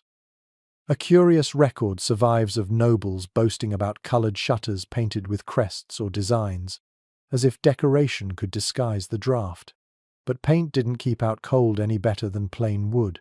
Perhaps it was more about pride, showing guests that even discomfort could be ornamented. You picture a visitor admiring the crest while secretly shivering beneath their cloak. You rest your forehead briefly against the plank. It is cold, almost wet. How many children pressed their noses here, staring out at snow, while their parents muttered about the chill? How many servants cursed when the latch froze shut, leaving them to wrestle with it in the night? The shutter, humble as it seems, was part of every winter routine. Another oddity. In some regions, shutters were lined with parchment or cloth soaked in oil, an attempt to stiffen them against wind and moisture. It worked briefly but tore easily. Imagine the frustration: patching, mending, always improvising, never winning. Life inside these walls was not about defeating the cold, only delaying it. You step back, letting the shutter rattle again. The sound is steady now, like a heartbeat in wood. It will echo through the night, punctuating silence with its groan. Could you sleep with that rhythm in your ears? Perhaps exhaustion dulled it eventually. Or perhaps you would dream of knocking and creaking until dawn, the castle itself groaning with you. As you pull your cloak tight and turn away, you realize this shutter is more than wood and hinges. It is a symbol of the castle's paradox: mighty against men, feeble against nature. You could close it, bar it, decorate it, but never truly silence what lay beyond. And so, in every chamber, with every rattling board, the question repeats itself: can you rest when the cold insists on knocking even through the walls? You step down from the lordly chamber, winding your way along another spiral stair that tightens like a corkscrew. The air grows damper as you descend, the draught stronger with every step, until you find yourself in the part of the castle reserved not for nobility, but for those who served them, the servants' quarters. One widely acknowledged reality is that the lower floors were often crowded with workers who kept the castle alive. Cooks, laundresses, pages, grooms, guards off duty. Unlike the lord's room with its curtains and furs, their sleeping spaces were meagre, bare, and close to the earth. The cold here doesn't just creep, it clings. You inhale, and the air feels heavier, tinged with the smell of sweat, straw, and smoke carried down from the kitchens. You duck beneath a low arch into a chamber lined with rough pallets. The rushes here are thinner, the straw already crushed flat under constant use. Blankets are scarce, little more than woolen scraps patched together. Some are ragged cloaks repurposed at night, stiff with grime. The weight of bodies fills the space with warmth during busy nights. But now, empty, the chill feels merciless. An unusual but revealing tidbit. In some castles, servants actually slept in the kitchens themselves, curling near the great ovens to steal warmth. The smell of bread and ash clung to them, but at least the heat was real. Here, away from the fire, you feel no such blessing. Just the scrape of wind through gaps in the walls and the sound of your own breath fogging. You crouch near one of the pallets, running your hand over its surface. Coarse wool blankets itch even through your gloves, and when you press down, the straw underneath crunches sharply. Imagine ending a day of endless labor, hauling water, scrubbing rushes, tending animals only to collapse onto this thin layer, body aching, teeth still chattering. Sleep here would not come easily. It would come as surrender.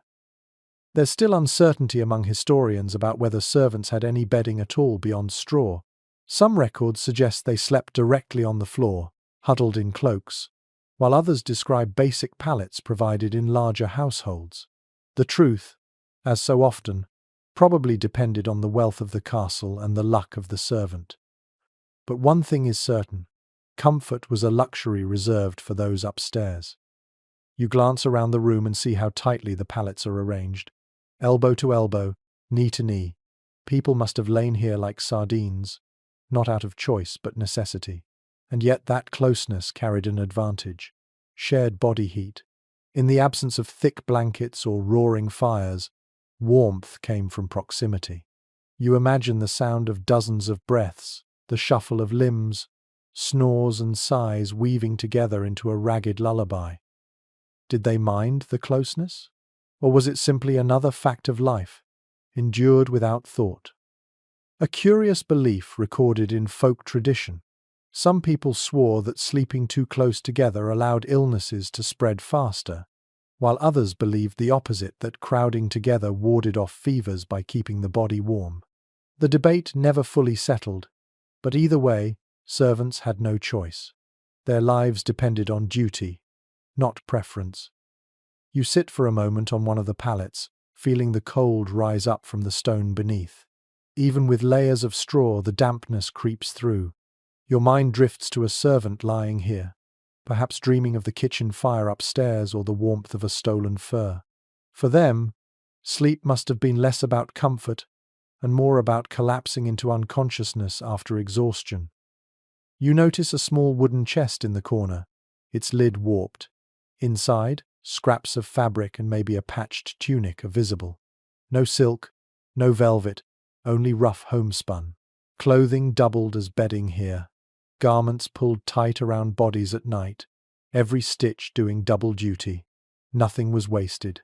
Everything was bent toward the simple question of survival. The smell here is different from the Lord's chamber. Earthier, saltier, layered with humanity. Sweat from long days of labor, grease from meals eaten hastily, smoke from torches carried through corridors. And yet, in a strange way, it feels more honest. This was where the real work of the castle lived, where people carried burdens unseen, and where sleep, however fragile, kept them going. You rise again, pulling your cloak tighter, and let the image sink in. Dozens of servants, teeth chattering, feet pressed together, shoulders touching, all wrapped in ragged blankets. The lord above might have furs and curtains, but his comfort depended on the shivering figures here below. Without them, fires would go unlit, meals uncooked, shutters unrepaired. The castle's strength was built on their weary backs. And as you leave the chamber, stepping once more into the cold corridor, you ask yourself, would you rather endure the draughty grandeur of the Lord's room, or the crowded misery of the servants' hall? Either way, winter would find you. Sleep, when it came, would be a hard bargain struck with discomfort. You leave the servants' quarters behind, but the echo of their crowded breathing lingers in your imagination. As you ascend a smaller stair, your ears catch something softer than the creak of timbers or the whistle of wind, a faint hum, the sound of small voices carried through the stone. You follow it to a chamber tucked along the corridor, a nursery. It is well known from medieval records that noble children rarely slept in their parents' chambers. They were housed in separate rooms, sometimes overseen by a nursemaid, sometimes clustered together with siblings or cousins. These nurseries were meant to keep order, to train children in discipline early. Yet here, in the heart of winter, the separation also meant vulnerability. The cold reached them just as ruthlessly as any adult, and their small bodies had fewer defenses. You step into the room. It is smaller than the grand chamber above, but still draughty, the air tinged with smoke from torches outside. Tiny pallets line the wall's simple frames with straw mattresses like those in the servants' hall, though topped with small woolen blankets, faded and thin. You imagine children huddled together beneath them, their breath puffing like smoke signals into the night. The thought is both tender and tragic. A curious little detail preserved in household accounts. Children often slept 2 or 3 to a bed, not just for space but for warmth. Their bodies pressed together, sharing heat instinctively. A nursemaid might lie nearby, wrapped in her own cloak, listening for whimpers in the dark. The sound of lullabies must have filled this room once. voices soft and steady, an attempt to drown out the rattle of shutters and the scrape of frost against stone. Not all scholars agree on how well these nurseries were heated. Some argue that small fireplaces were built into such chambers in wealthier castles, giving the children at least a chance against the night. Others suggest they relied solely on body heat, their fires too precious to waste on little ones.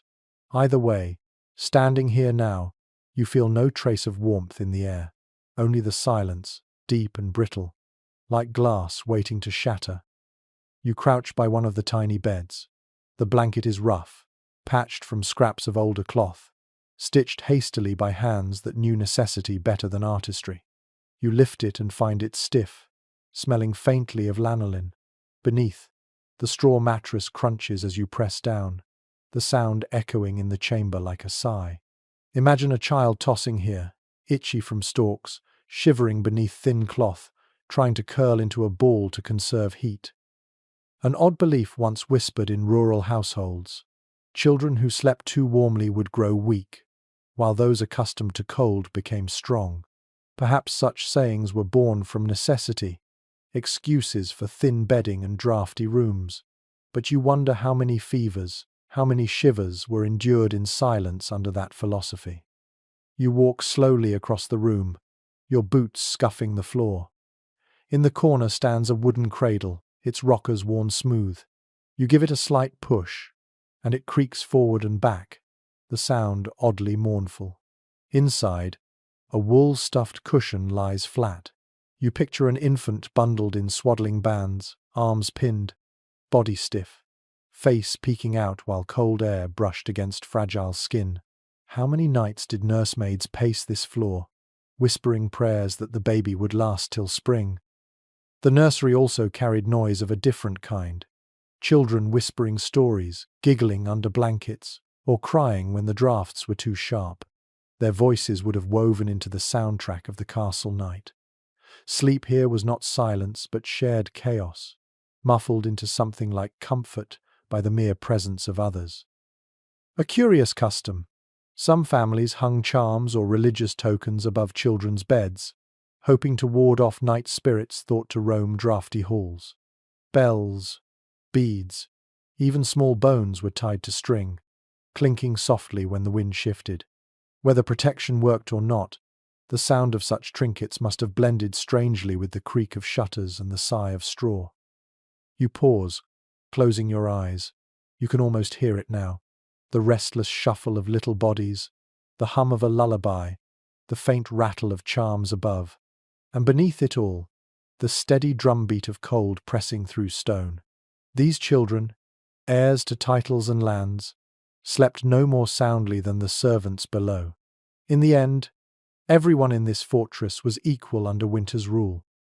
You open your eyes again and glance around the room. It feels emptier now, but the ghosts of its occupants linger. You see them curling together, noses red, eyes fluttering shut despite the cold. Did they dream of summer fields, or of endless nights like this? Did they ever wake in terror, mistaking the moan of the wind for a monster in the dark? Perhaps the true monster was always the cold itself. And as you step back into the corridor, pulling your cloak tighter, the question follows you: could you have slept here as a child, wrapped in thin wool, the draught licking your cheek? Would you have found solace in the company of siblings, or would the cold have carved its way into every dream? You step away from the nursery, the echo of children's whispers fading behind the heavy wooden door. The corridor stretches ahead, torchlight flickering in iron brackets, each flame sputtering in the draught. You notice how thin the light is, how quickly it wavers, as though uncertain it can survive here any more than you. Candles and torches, these are the heartbeat of a castle after dark, fragile and finite. Without them, the night swallows everything whole. One reality echoed in countless records is that candles were a prized commodity. Tallow was cheap but smoky and foul-smelling, leaving behind greasy soot. Beeswax, sweet and clean, was costly and often reserved for chapels or noble chambers. The rest of the castle lived by the weaker glow of tallow or flickering resinous torches. These lights burned fast, uneven, and always left you wondering when the flame would gutter out. You pause beside one candle resting on a crude iron holder.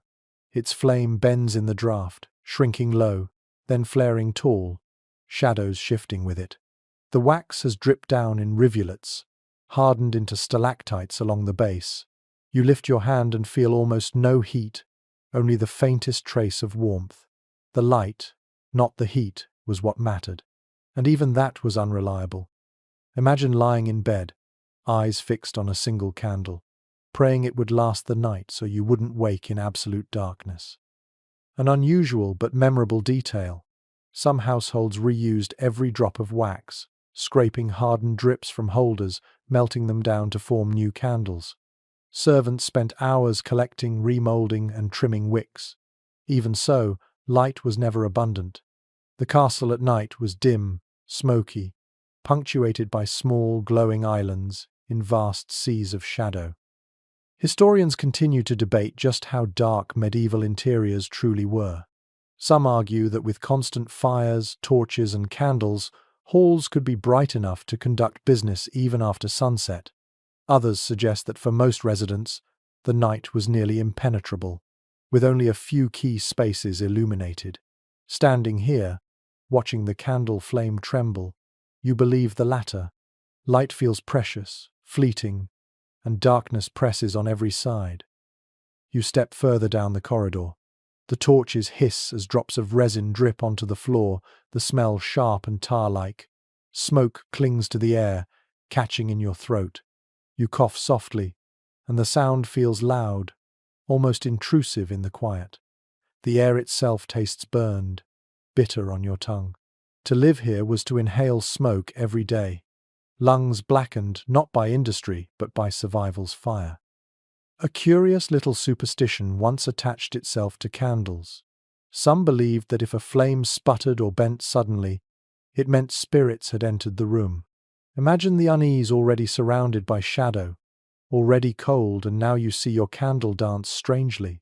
Was it the draught? Or something unseen breathing beside you? Either explanation would have made sleep harder to claim. You recall too that candles were often rationed. In some castles, only the lord's chambers and the great hall enjoyed light after hours. Servants, once finished with their duties, slipped into bed in near total darkness. The day's labor ended not by choice but by extinguishing flame. What would it feel like to crawl into straw with only memory of light, the dark pressing heavy on your eyes? You stop beneath a high arch where a torch burns low. Its flame is small, but it throws tall shadows across the stones, shapes that stretch like silent figures. You shift uneasily, aware of how easy it would be to mistake these shadows for intruders, or for creatures conjured by an anxious mind. How many nights did castle dwellers lie awake, staring at shadows flickering on curtains, listening for sounds that might not exist? Another oddity. Candle stubs were valuable enough to be gifts. A servant might receive leftover bits of wax from a noble table, treasured as much as bread. These fragments meant an extra hour of light at home, a chance to sew or pray or simply feel less afraid. It speaks volumes that even in stone fortresses, light was as precious as coin. You reach the end of the corridor and glance back. Flames line the walls, but they look small against the vastness of stone. Each one sputters, bends, flares, then threatens to die. You realize that to sleep in a castle was to do so with constant awareness that light might vanish at any moment. And when it did, darkness wasn't passive, it was alive, pressing close, hiding everything from sight. Imagine lying in bed, hearing the last candle sputter. The room plunges into blackness so complete you can't see your own hand. You breathe louder, trying to assure yourself you're still here. Every creak, every sigh of the wind feels magnified. Perhaps you whisper a prayer, or perhaps you squeeze your eyes shut, convincing yourself the dark will be gone by morning. As you turn into another chamber, the candle nearest you flickers and dies. The wick smokes faintly, twisting upward before vanishing. The sudden loss of light makes the cold feel sharper. You realize again how fragile comfort was in these walls. Warmth fading, light sputtering, always borrowed, never owned. And you wonder, could you ever rest deeply in such a place, when the night itself seems intent on reminding you how small your defenses truly are? The last candle's smoke still curls upward in your imagination as you move cautiously through the corridor. The air feels heavier now, the darkness thicker. Yet, faintly, you hear something cutting through it, the toll of a bell. Slow, deliberate, the sound seems to drip from the rafters, vibrating in your chest. It marks not midnight, as you might expect, but dawn. Morning has come, though the hall still feels wrapped in night. It is widely accepted that bells regulated nearly every rhythm of medieval life.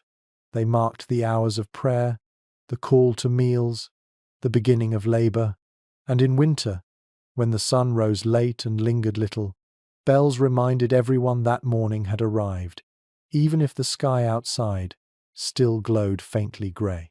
Inside the castle, you might wake to the clangor echoing off stone long before you saw a glimmer of sunlight through a shutter. You picture yourself in a curtained bed, stirring at the sound. Your breath hangs visibly in the cold air, your limbs stiff from hours of restless shivering.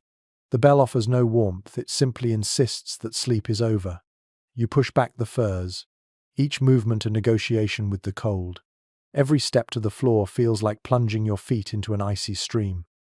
A curious little observation from monastic chronicles.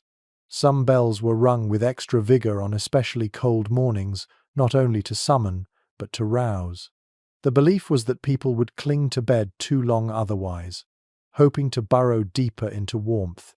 Imagine the resentment that sound must have sparked, pulling bodies out of the only comfort they had managed to create in the long night. The debate lingers among scholars whether castle mornings began before first light or waited for dawn. Some argue that in households with strict routines, servants rose in darkness, guided by torchlight, to prepare fires and bread. Others suggest that in harsh winters, even lords allowed the day to begin later, conceding briefly to nature's tyranny. Whichever the case, dawn inside a castle never promised warmth, it promised labor. You wander into the great hall again, guided by the fading echo of the bell. The hearth is low, embers glowing faintly beneath ash. A servant stirs them half-heartedly, their breath fogging as they bend down. Another drags logs across the rushes, the scrape loud in the morning stillness. These first tasks of the day were endless, coaxing fire back to life, sweeping away the mess of last night, laying fresh rushes. Each action fought against the evidence of cold that had invaded during sleep. You crouch near the hearth and extend your hands. The warmth is weak, hesitant, a whisper compared to the roar of the night before. Still, your fingers tingle as blood stirs back into them. You imagine servants huddling here at dawn, hands outstretched, faces drawn tight. For them, the bell was not a song of welcome, but a summons back into discomfort. An odd but revealing tidbit. Some castles had portable braziers carried from room to room, their coals glowing like small suns. Servants might place one near the high table in the morning, a feeble attempt to thaw the space before the Lord appeared. Yet the coals rarely lasted long, and carrying them left trails of smoke and ash across stone floors. In a world where every ember was precious, moving heat was as much ceremony as necessity. You look up at the rafters.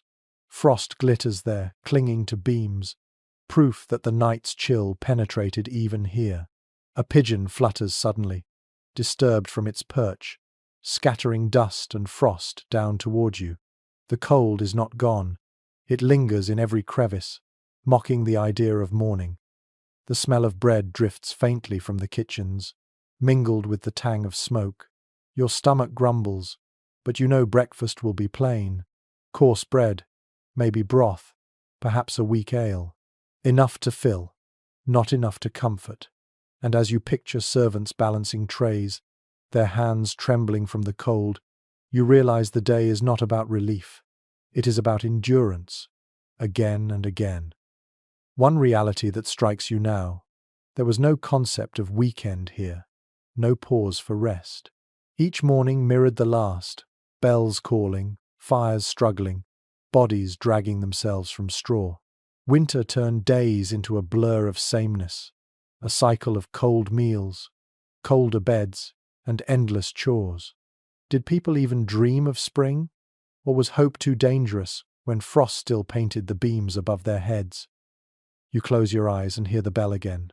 Slower now, the echo fading. You think of those who rose grudgingly from beds of straw, who wrapped themselves in stiff wool, who braced themselves for another day of smoke and stone. Sleep was over, though it had never been deep, and dawn, though it promised light, carried no promise of warmth. As you open your eyes again, the hall feels larger, emptier. The morning bell was a command, not a comfort. It called people back into a world where cold ruled and survival depended on work.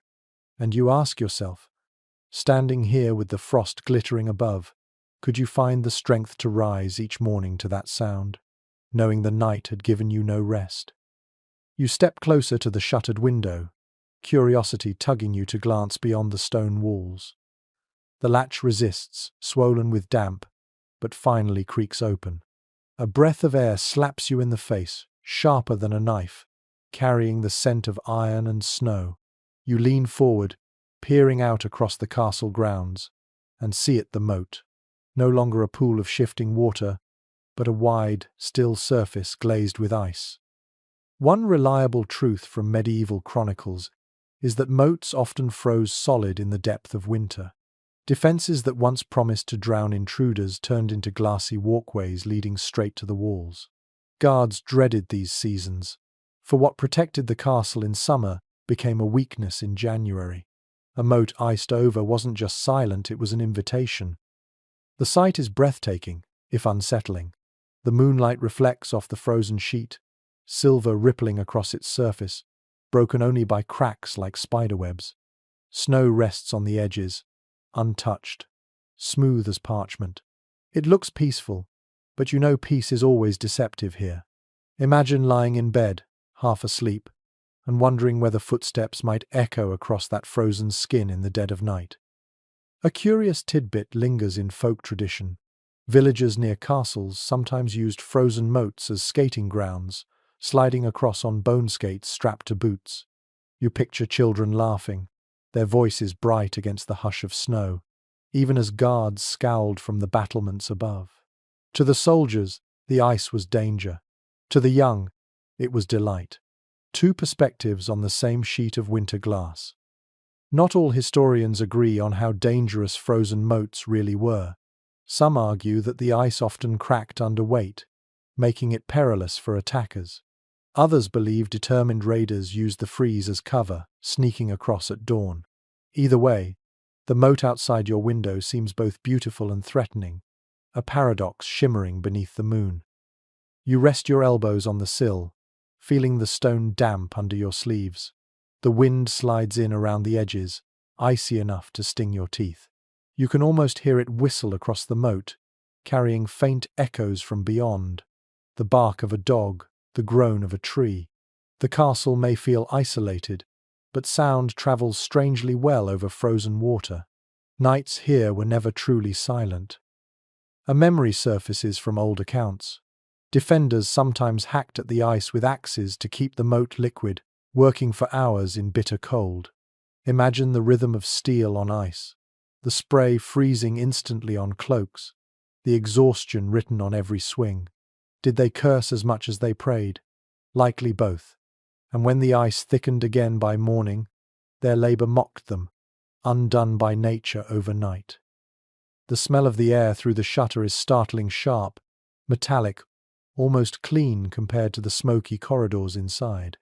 You draw it into your lungs, but the cold burns as you exhale. Your breath mingles with the frost and vanishes instantly. To stand here is to feel the fragility of skin, bone, life itself. How could anyone find true rest, knowing this frozen moat, both protector and betrayer, lay just outside? You glance down at the ice again. Tiny cracks zigzag like veins across its surface. You wonder who else stood here, centuries ago, staring out with the same unease. a lord calculating defences, a servant daydreaming about skating, a guard squinting for shadows in the dark. The moat belonged to all of them, in fear, in play, in vigilance. A curious little practice.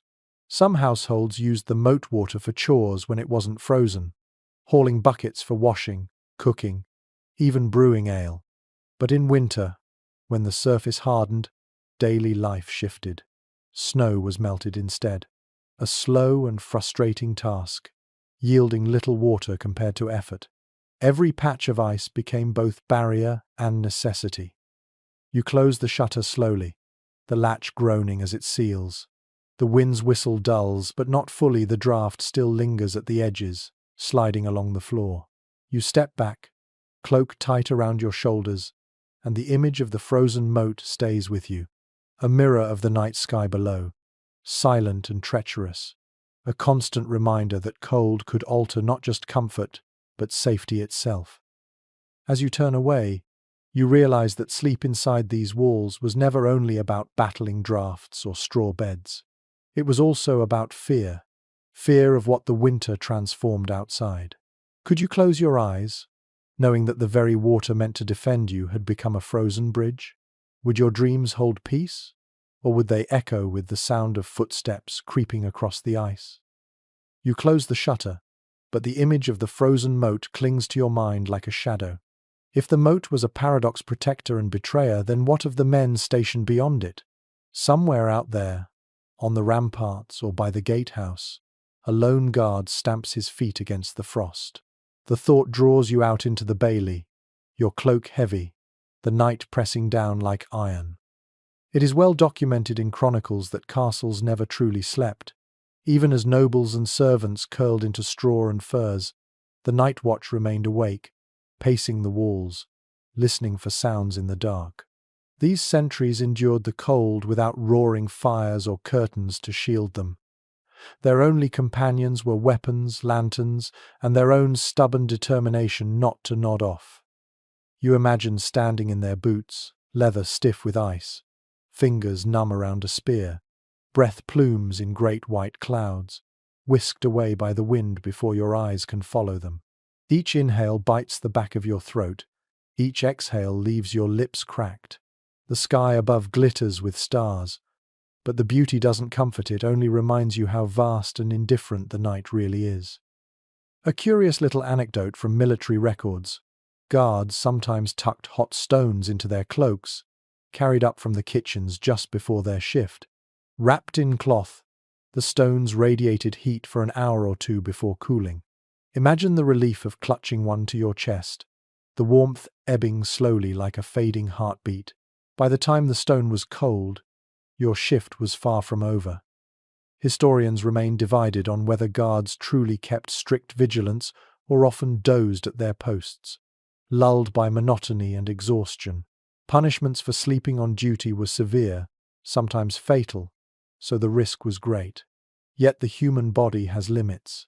Standing still in cold for hours frays even the toughest will. Did guards pace restlessly to stay awake, whisper prayers into the dark, or hum to themselves under their breath? Likely all three. You step onto the imagined battlement, hands gripping the parapet. The stone is rimed with frost, slick beneath your gloves. Below, the moat glimmers faintly, a silver ribbon under the moon. The silence is profound, broken only by the crunch of your boots and the faint creak of wood as the drawbridge shifts in the wind. Each sound carries far, magnified by the stillness. You realize how exposed the guard must have felt, his senses sharpened not by comfort but by fear. A peculiar superstition clung to night watchmen. Many believed the hours before dawn were haunted, the wolf time, when spirits wandered most freely. A torch sputtering, a strange creak in the timbers, even a sudden gust, any could be seen as omens. Some guards carried charms stitched into their tunics, small relics or bones, believing they offered protection. Whether against raiders or spirits, it hardly mattered. Alone on the wall, faith was as vital as a weapon. You try to picture yourself enduring such hours. Your toes curl in your boots, half numb. Your eyes sting from the wind, watering until tears freeze on your lashes. Every muscle aches from stamping, from shifting weight. Perhaps you mutter aloud, just a little longer, just until the bell, clinging to time as though it were a rope across a ravine. Down in the bailey, the kennels stir.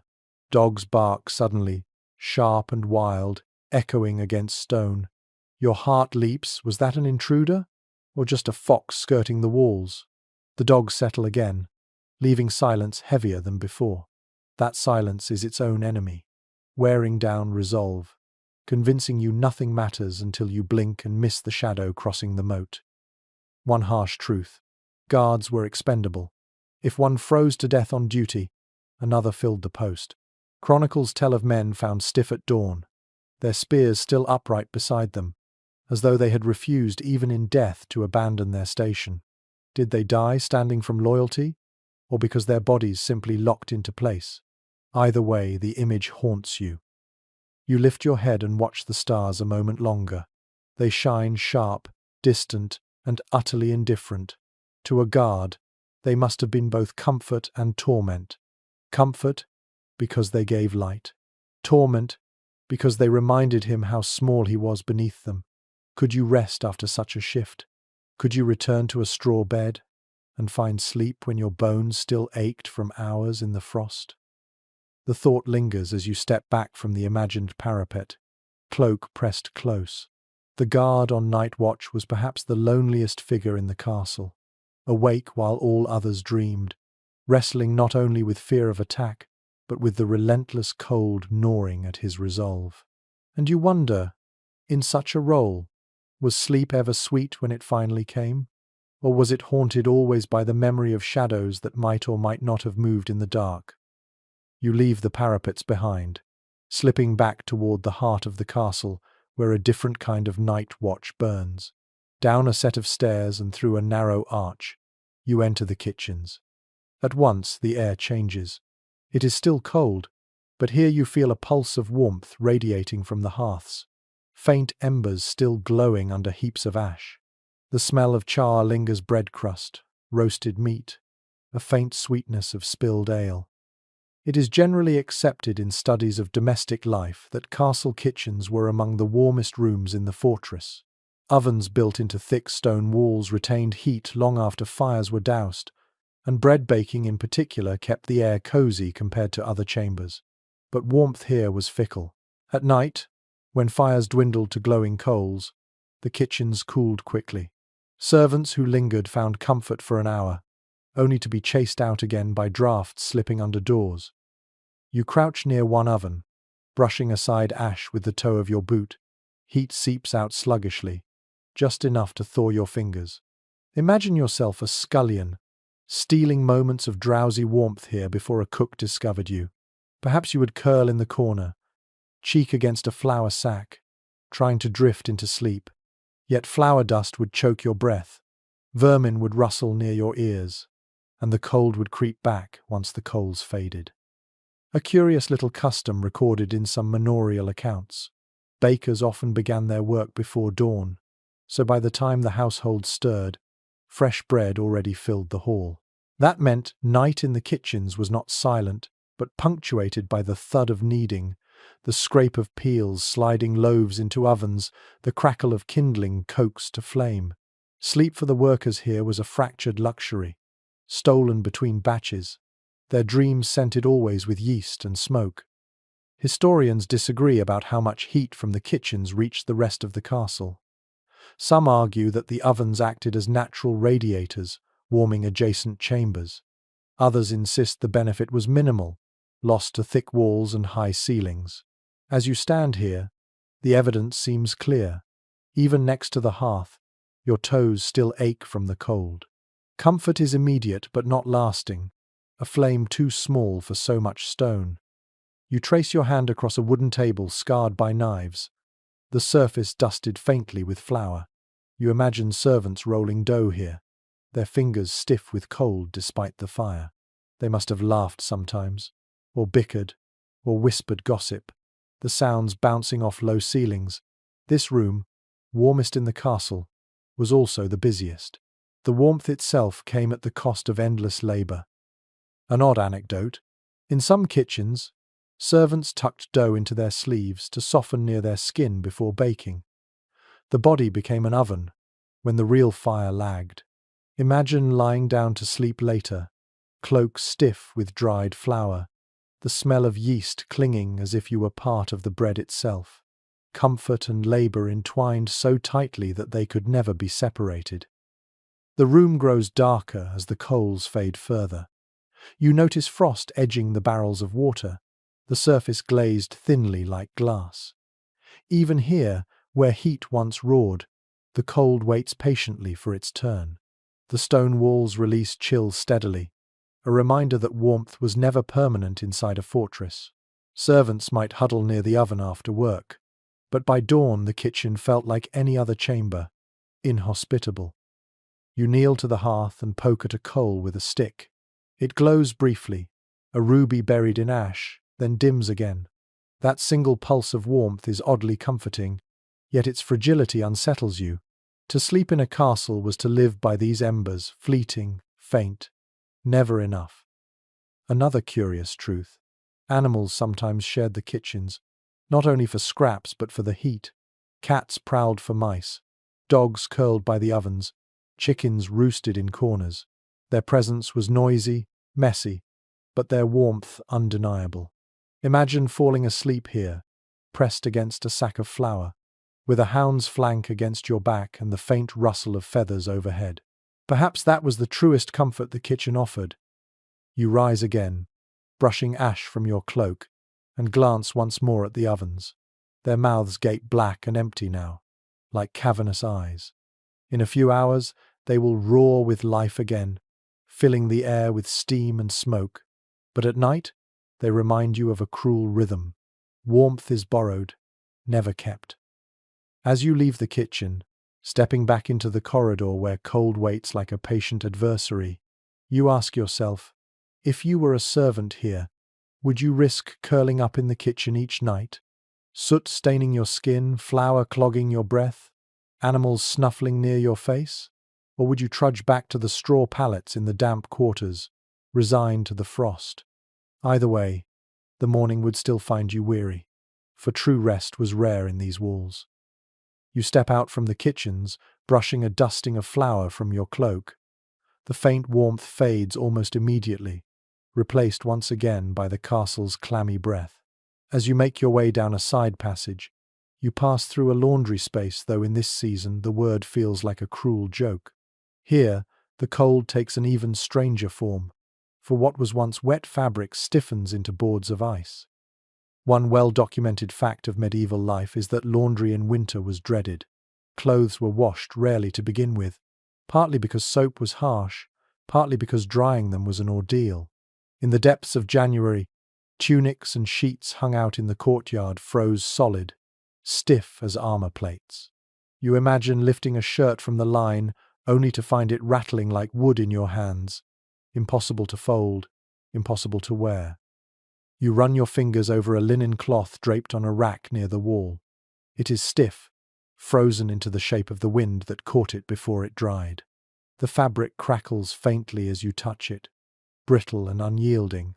Imagine pressing such a garment against your skin in the morning. The first sensation, not softness but shock, cold biting as sharply as any dagger. A curious little habit. Some servants resorted to sleeping with damp laundry tucked near their bodies, letting their own heat dry it overnight. It was uncomfortable. Even dangerous moisture invited chills and fevers, but sometimes there was no choice. You shudder at the thought of rolling in straw while a wet tunic clung to your chest, steaming faintly in the torchlight.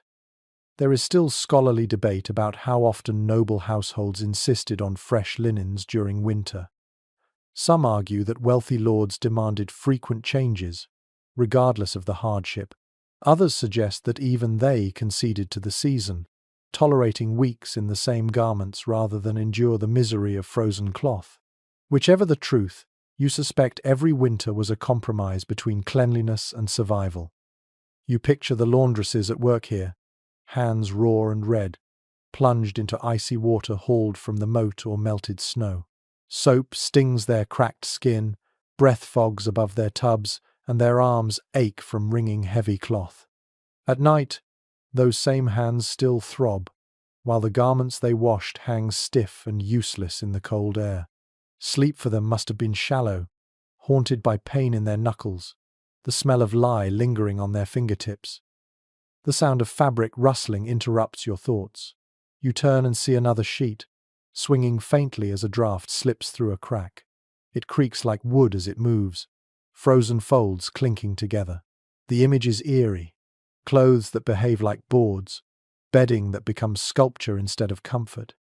How many people in this castle lay awake under covers that felt more like planks than blankets? An odd folk belief lingers in some sources. Frozen laundry was thought to lock in purity, making garments healthier once thawed. Housewives might even boast of clothes so clean they froze stiff. Perhaps it was bravado, perhaps self-deception. Either way, you cannot imagine it felt like virtue when sliding into a frozen shirt before dawn. You walk further, boots crunching against frost that has crept in under the door. Buckets of water stand near the wall, their surfaces hardened into glassy sheets. Someone has broken one with a poker, jagged shards floating in the black water beneath. You dip your fingers briefly and yank them out again. The sting is instant, bone deep. Imagine plunging your whole forearm into such a tub for hours. No wonder fevers and aching joints plagued those who worked here. The chamber itself smells faintly of soap and mildew. The two scents clash sharp and acrid, then damp and sour. You wrinkle your nose, realizing that even when clean, the castle never smelled fresh. To live here was to exist in layers of odor: smoke, sweat, straw, and in this room the bitter tang of lye. Did anyone sleep easily when their bedding carried this mixture? Or did they grow so accustomed that they ceased to notice? You pause beside a basket filled with frozen cloth. Each piece is bent at an odd angle, stiffened mid-motion, as though the garments themselves were caught in the act of fleeing the cold. You smile faintly at the thought shirts running away, stockings curling into themselves. But the smile fades quickly when you imagine trying to soften them against your skin, waiting for body heat to do what sun and fire could not. The truth presses on you. Winter stole comfort even from cleanliness. To wash was to suffer, to dry was to fail, and to wear was to endure. Servants here lived with cracked fingers, nobles with stiff sheets, and everyone with the knowledge that comfort had limits. You step back toward the corridor, glancing one last time at the laundry racks. They stand like gallows, bearing garments that creak and rattle in the draught. And you realize that in this castle, even the simplest act, pulling a shirt over your head, could be another reminder of the cold's victory. Could you sleep after that?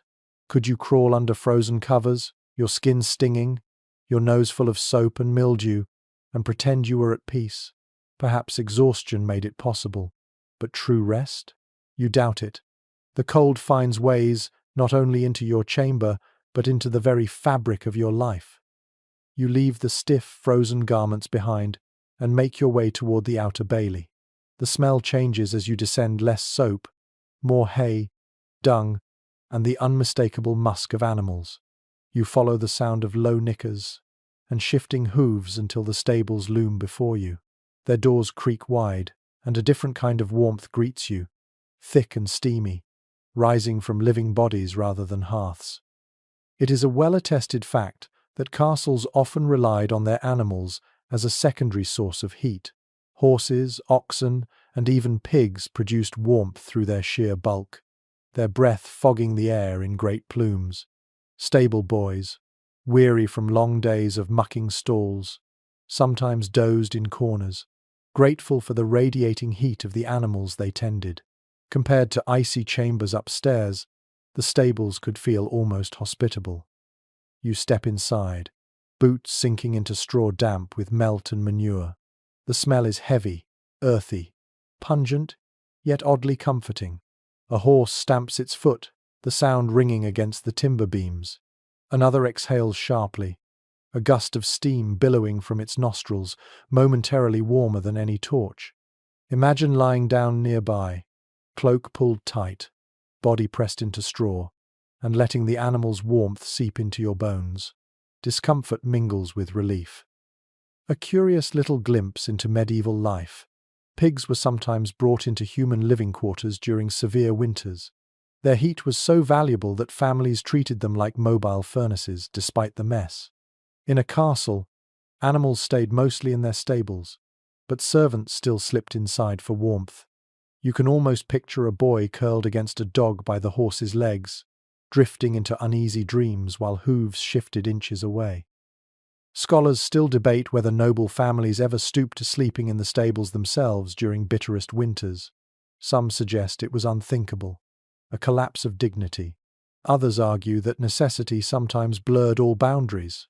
After all, survival cares little for titles. As you stand here now, with the air warmer than any corridor you've passed through, you begin to believe the latter. Pride is brittle in January. You move slowly along the stalls, running your hand across rough wooden partitions. The boards are chewed in places, gnawed by restless teeth. The floor crunches under you straw, frozen patches, something slick. Life here is never still. Even at night, animals shuffle, snort, paw the ground. Sleep beside them would be fragmented, broken by sudden noises. Yet compared to icy silence upstairs, perhaps the bustle of beasts offered comfort. One odd superstition lingers in rural tradition. Horses were thought to see spirits others could not. A horse, staring suddenly into the dark, ears pricked, might make a stable boy shiver more than the cold ever could. Was it a rat? A shadow? Or something less visible? Imagine trying to sleep as your only heater whinnies in alarm, eyes rolling white in the dim torchlight. You pause beside a mare, her coat glossy even in the gloom. She snorts, leaning toward you, her breath brushing your cheek like warm mist. For an instant, the cold recedes. The intimacy is startling you, a human, reliant on the steady warmth of this creature for comfort. In a castle where stone mocks every effort at insulation, it is the animals that feel most alive, most generous.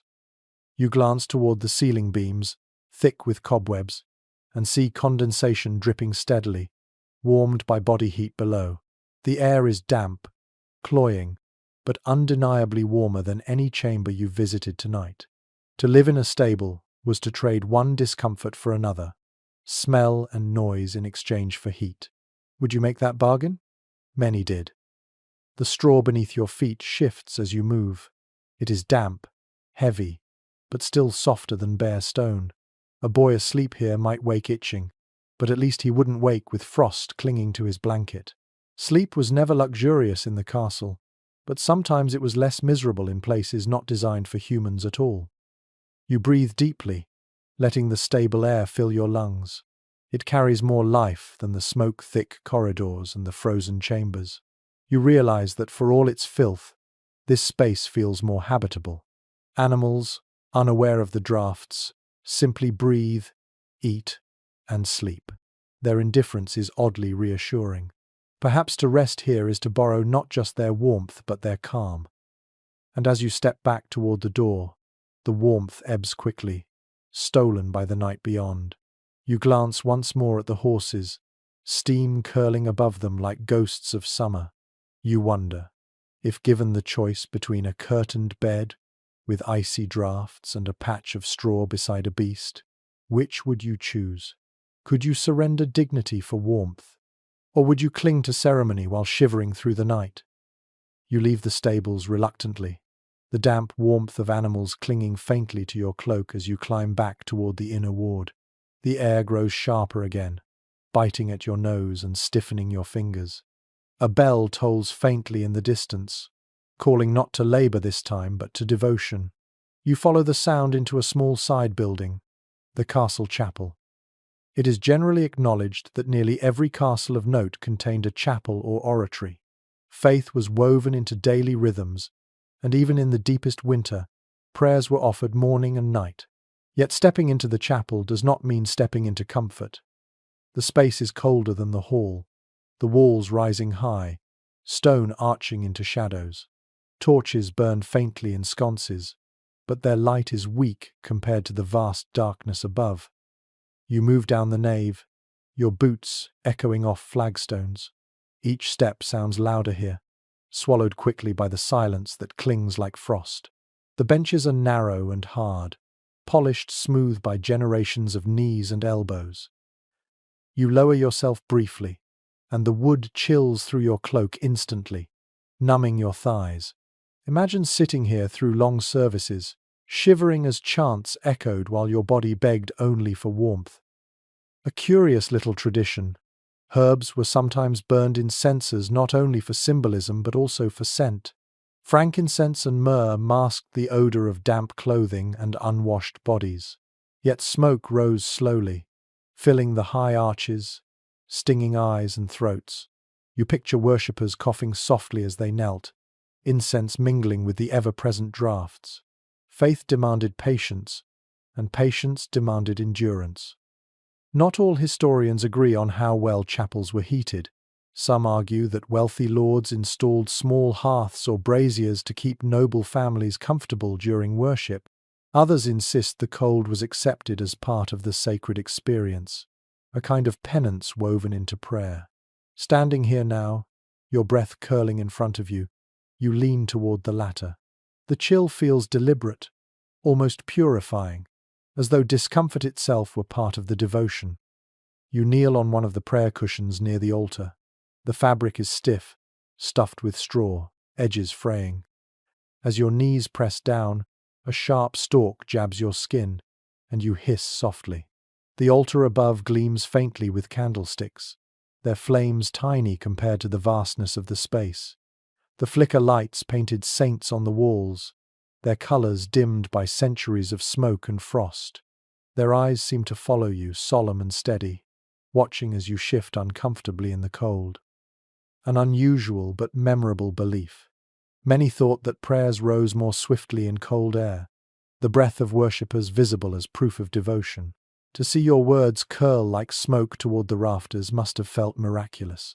Yet at the same time, you imagine children whimpering softly beside their parents, toes numb, bodies aching for bed.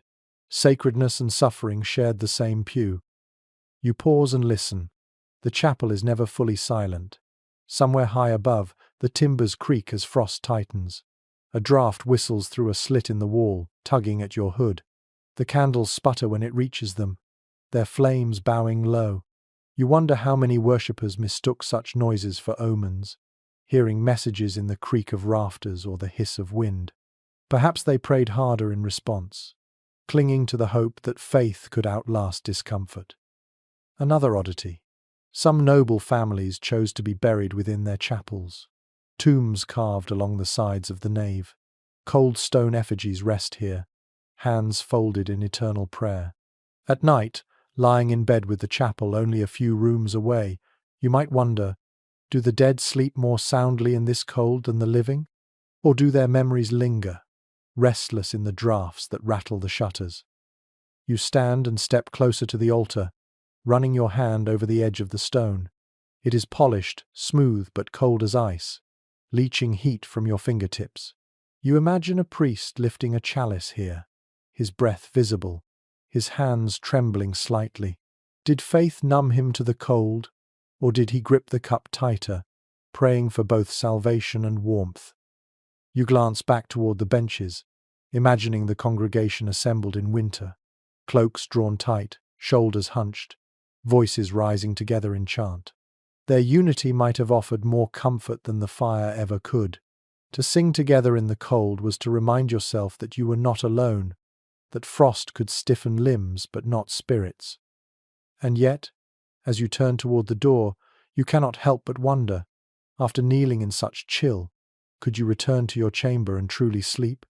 Or would the stiffness of your knees, the sting in your throat from smoke, and the memory of draughty saints' eyes keep you awake?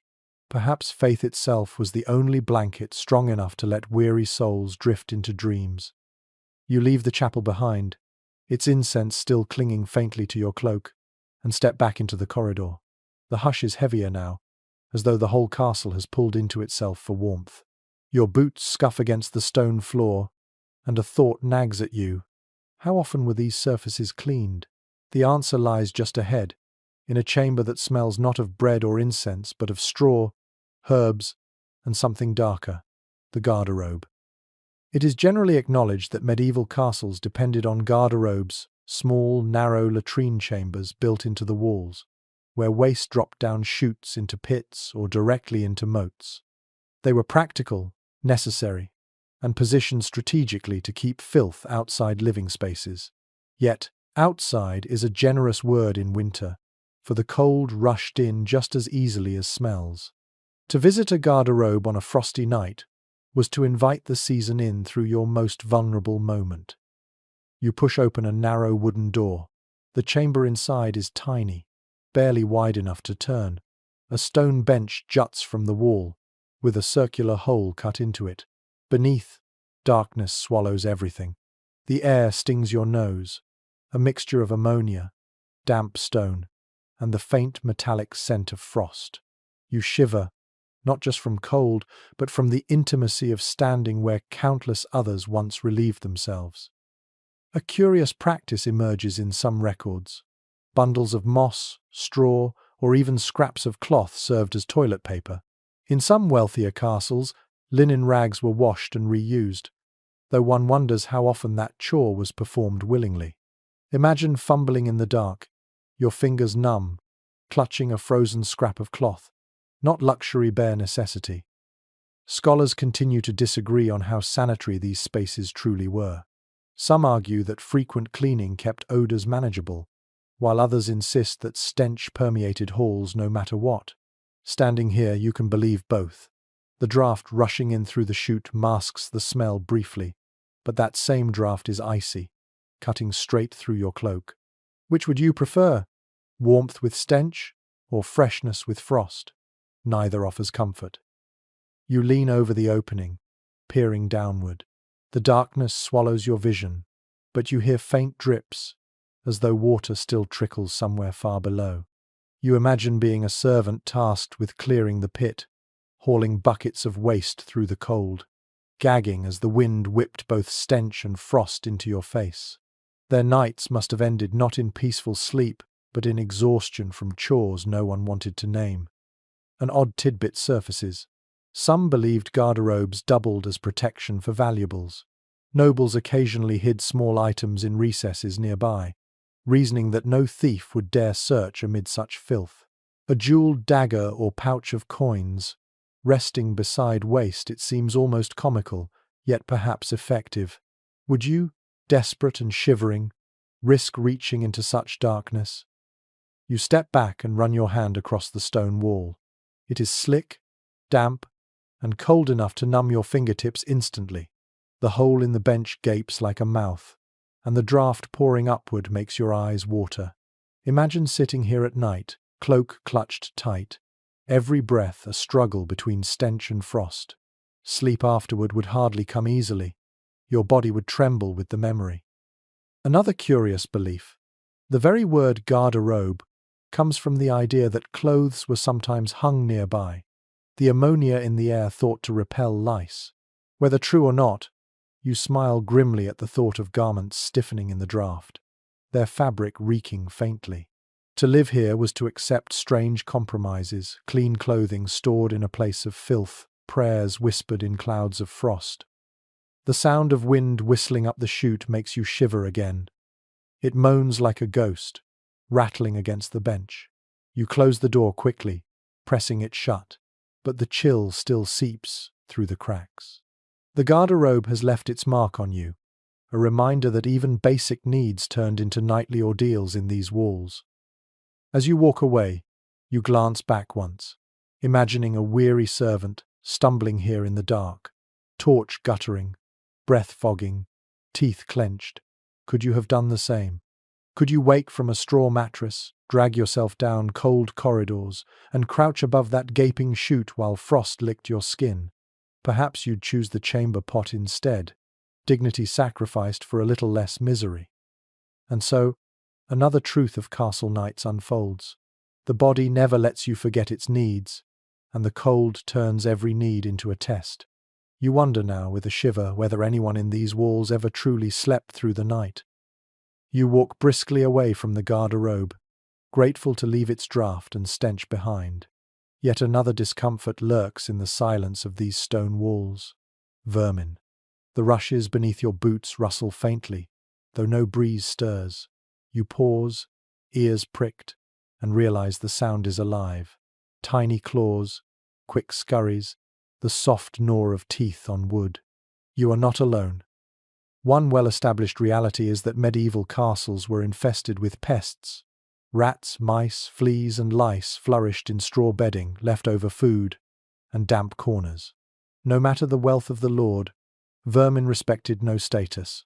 They dined on crumbs in the great hall, scuttled under tapestries in noble chambers, and nibbled at servants' bread in the kitchens. At night, when torches guttered, they ruled the silence. You crouch and brush the rushes aside. Beneath them, droppings pepper the stone floor, faintly glistening in the torchlight. The smell is musky, sharp, and it rises even above the smoke and frost. Imagine lying in bed, just drifting towards sleep, when something tickled across your ankle.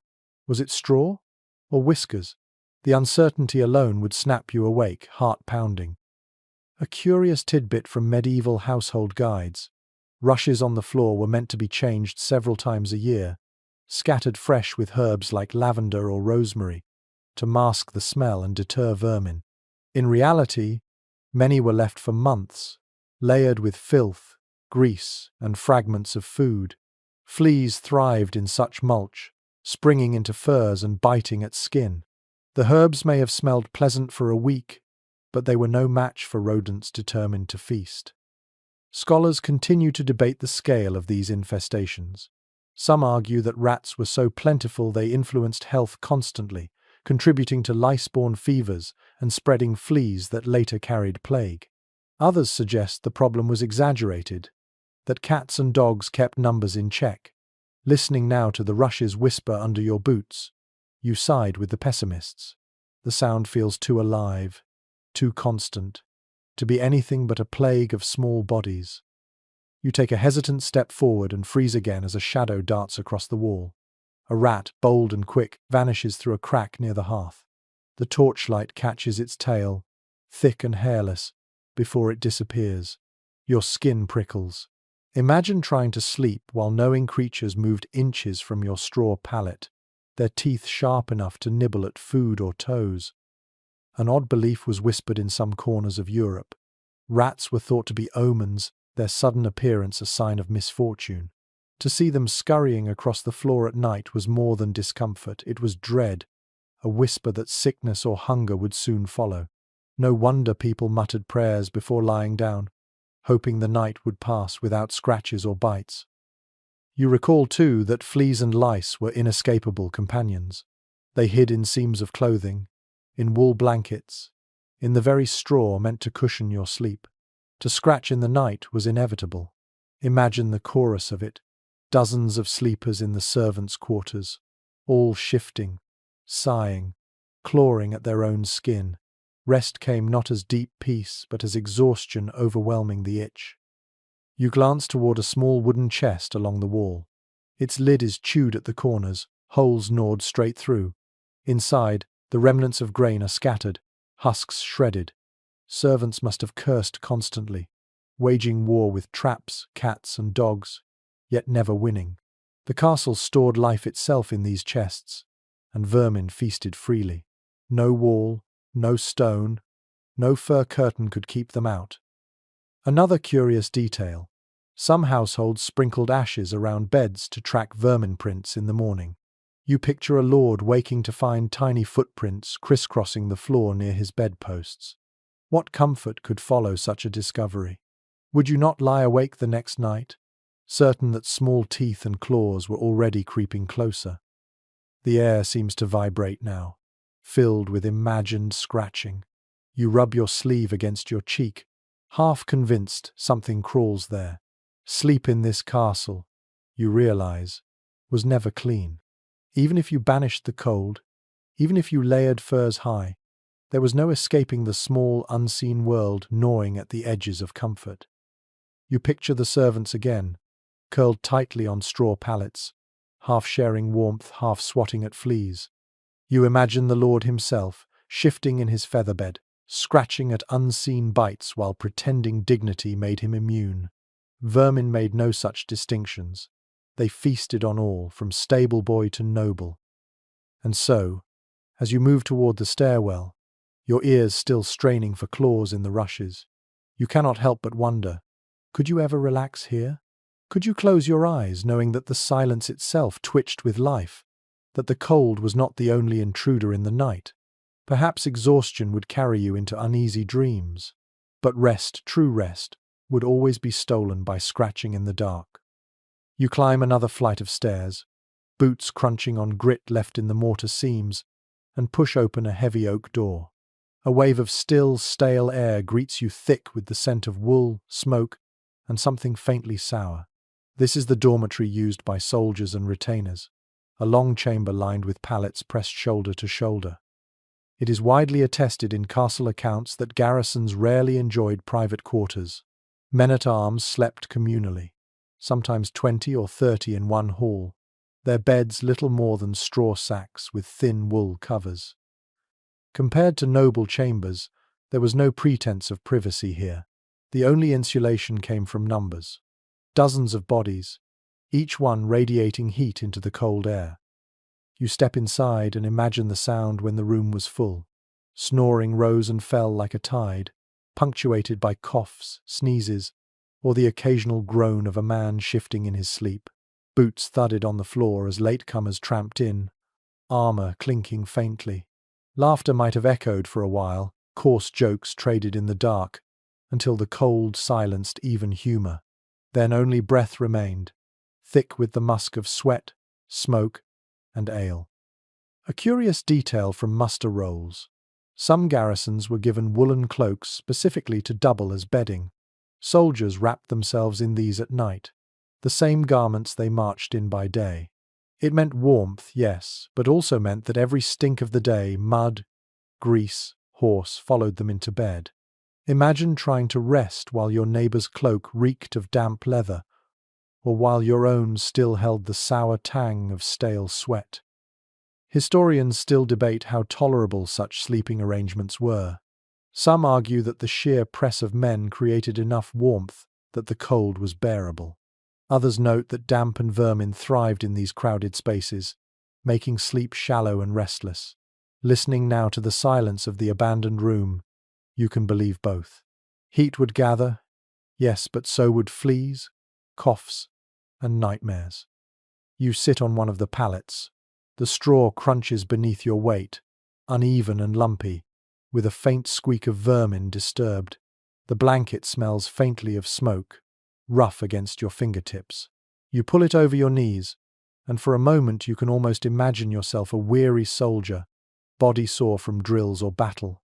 You would collapse here without ceremony, boots still on, sword at arm's reach. An odd superstition. Some men believed it was unlucky to place a weapon away from the bed. Swords or daggers often lay close at hand, blades glinting faintly in torchlight. But weapons also reminded sleepers of danger, keeping minds restless. Could you sleep with steel brushing your fingers, your dreams sharpened by the thought of enemies just beyond the wall? The room itself carries a heavy dampness. The stone walls weep condensation, and patches of frost sparkle faintly where drafts find their way in. You run your hand along one wall and feel moisture soaking your glove. Imagine lying here, pressed against the outer edge of the dormitory, your shoulder wet by morning, the cold sinking deeper into your bones. Men fought for places near the center, where warmth and dryness were slightly more reliable. You glance upward. The rafters above sag under centuries of soot, blackened by smoke from torches and braziers. In winter, braziers might have been carried in to provide heat, filling the room with haze. Eyes stung, throats burned, but warmth mattered more than clarity. Some men fell asleep coughing, others woke with soot on their cheeks. Comfort was always balanced against cost. A curious tidbit from folklore. In some garrisons, soldiers told stories at night to distract themselves from cold. Ghost tales, bawdy songs, even exaggerated boasts of battle. The noise would echo down the chamber, rising until an officer barked for silence. For a little while, though, stories warmed them as much as blankets. Perhaps you too would cling to words when frost gnawed your toes. You lie back briefly on the pallet, staring up at the rafters. The air feels close, heavy with ghosts of breath from men long gone. You hear echoes of their sleep snores vibrating, coughs rattling, whispers dying into silence. The thought presses down on you. Here, rest was never solitude. It was always shared, always noisy, always tinged with the presence of others. And yet, perhaps that closeness offered reassurance. To hear the breathing of comrades, to know you were not alone in the night that might have softened the fear of drafts and shadows. Even if lice crawled, even if vermin scuttled, at least you belonged to a company, shoulder to shoulder against the cold. You rise again, brushing straw from your cloak, and glance one last time at the line of beds. They look uniform, impersonal, yet each once held a body that fought to rest. Soldiers, servants, squires, all bound by fatigue. You wonder, would you rather face the night in solitude, wrapped in silence but shivering, or in a crowded hall like this, scratching and snoring, but warmed by the presence of others? In this castle, choice was rare. Sleep, like everything else, was a negotiation. And in the soldiers' dormitory, the bargain was simple. Warmth for privacy, noise for company. Would you accept it? Most did, because the cold left no alternatives. You leave the soldiers' dormitory and climb another stair, this one winding tighter than the rest, until you emerge at the very top of the tower. The air is sharper here, as though the night itself presses closer. Before you, the watch chamber stretches wide and sparse, its walls interrupted by narrow slits, and its floor scattered with straw for padding. This is the rooftop refuge, the highest sleeping space, exposed and precarious. It is well known that guards and lookouts often kept vigil here, especially in times of unrest. Yet when no danger pressed, some curled on straw mats, snatching uneasy rest between shifts. To sleep so high was not privilege but burden. The cold gnawed harder at this height, the wind louder, the stone less forgiving. Every breath felt borrowed, every moment of warmth fleeting. You step across the chamber. The floor creaks faintly beneath your boots. Though stone should not creak, it is the timbers supporting it, groaning as the frost tightens. Drafts cut through the arrow slits, slicing across your face in invisible knives. You pull your cloak tighter, but the gust still licks your skin, raising gooseflesh instantly. Imagine trying to rest with such wind wailing constantly, a chorus of moans singing you not into sleep but into vigilance. A curious little tidbit from guard reports. Men stationed in these towers sometimes burned peat or dried dung in small braziers, desperate for warmth. The smoke was acrid, stinging eyes and throats, but the alternative was frostbite. You picture yourself crouched here, smoke curling into your lungs, eyes watering until you coughed yourself awake. Warmth and poison, yet again a choice between two discomforts. Historians still argue about how often these tower watchrooms doubled as barracks. Some suggest they were only for short shifts, with guards retreating to dormitories after duty. Others claim that in lean times, soldiers practically lived in these upper chambers, their bedding permanently spread across the straw. The uncertainty lingers like the drafts themselves, always present, never fully answered. You wander toward one arrow slit and peer outside. The view is staggering. The moat below gleams like silver glass, the snow stretching beyond into darkness. Stars scatter above you, brighter at this height, almost cruel in their clarity. For a moment, the beauty is overwhelming, but then the wind slices across your cheek, and your eyes water too much to enjoy it. Beauty and misery coexist at every turn. An odd belief whispered among guards. Some thought the higher you slept, the closer you were to God, and thus safer. Others insisted the opposite, that spirits haunted the upper towers, shrieking with the wind. Imagine trying to rest, wondering whether the howls you heard were weather or something less earthly. Would you dream of angels or demons here? Perhaps both, depending on how tired you were. You crouch on a mat of straw near the wall. It is thin, damp, and stiff from frost. You lie down briefly, pulling your cloak around you.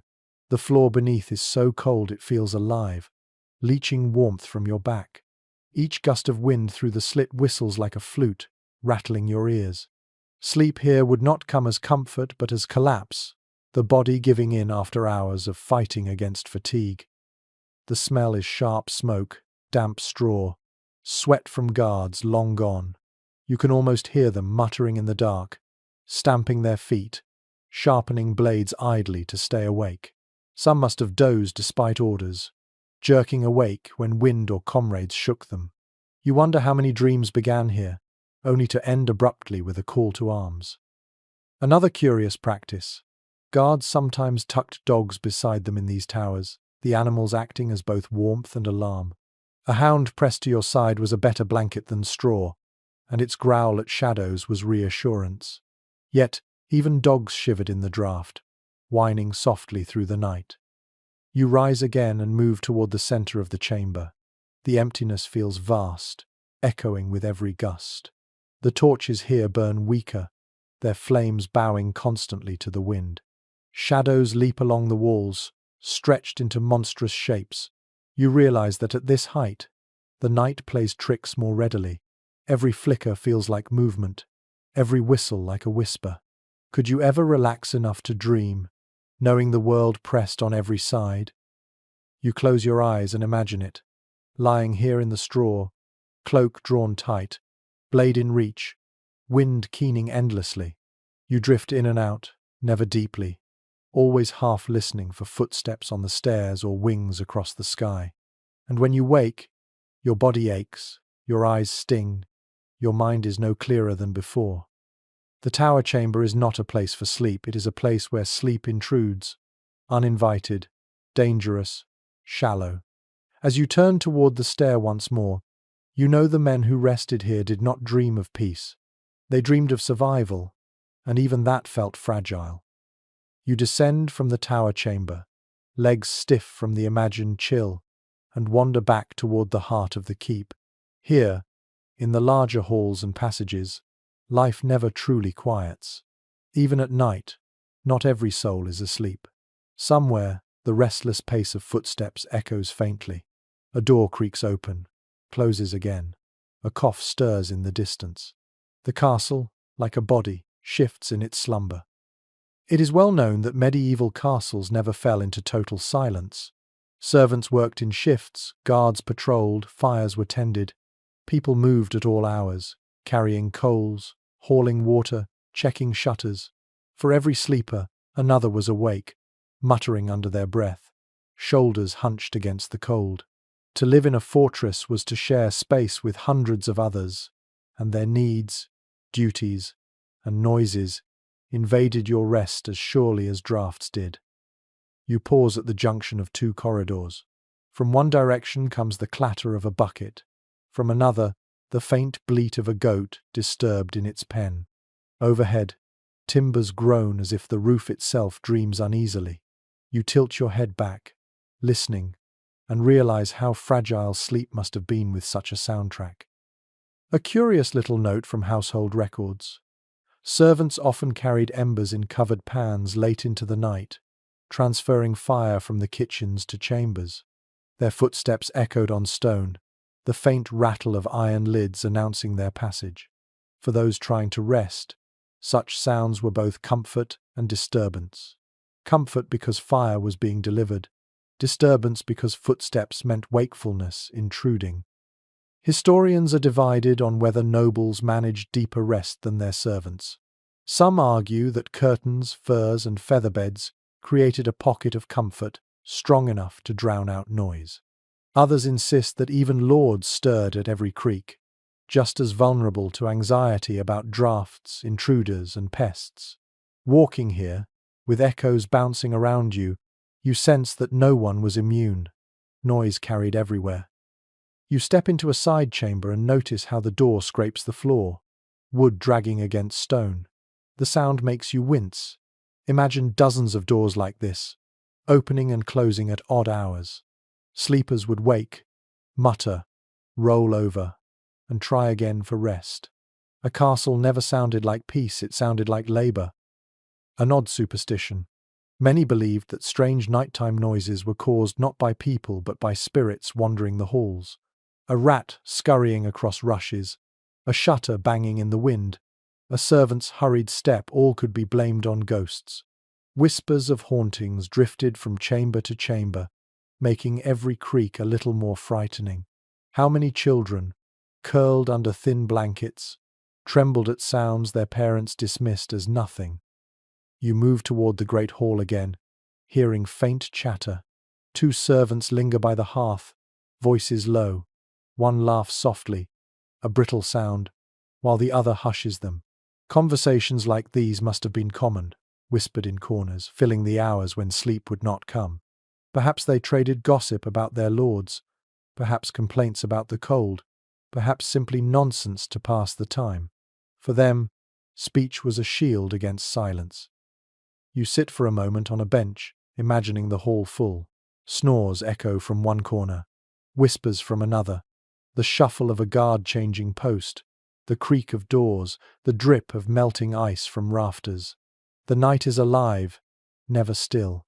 Sleepers drift in and out, jolted awake by each new sound. Exhaustion, not tranquility, drags them back into slumber. Another curious record.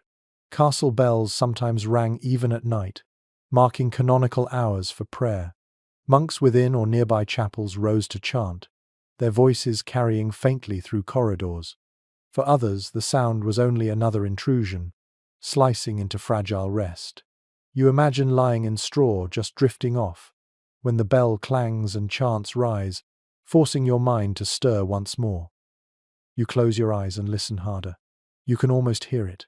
Footsteps, whispers, doors, dogs barking, rats scurrying, bells tolling, wind moaning. Layer upon layer of sound, weaving together into a restless chorus. How could anyone here ever dream deeply? Perhaps they didn't. Perhaps they learned to live with half sleep, a state between wakefulness and slumber, where the body rested but the mind stayed alert. As you rise and glance back down the corridor, a draught slides past your cheek, carrying the faint creak of wood. It sounds almost like a sigh, the castle itself exhaling. You shiver, not from cold this time, but from the awareness that sleep here was never fully private, never truly safe. Every sound reached your ears, every stir unsettled you.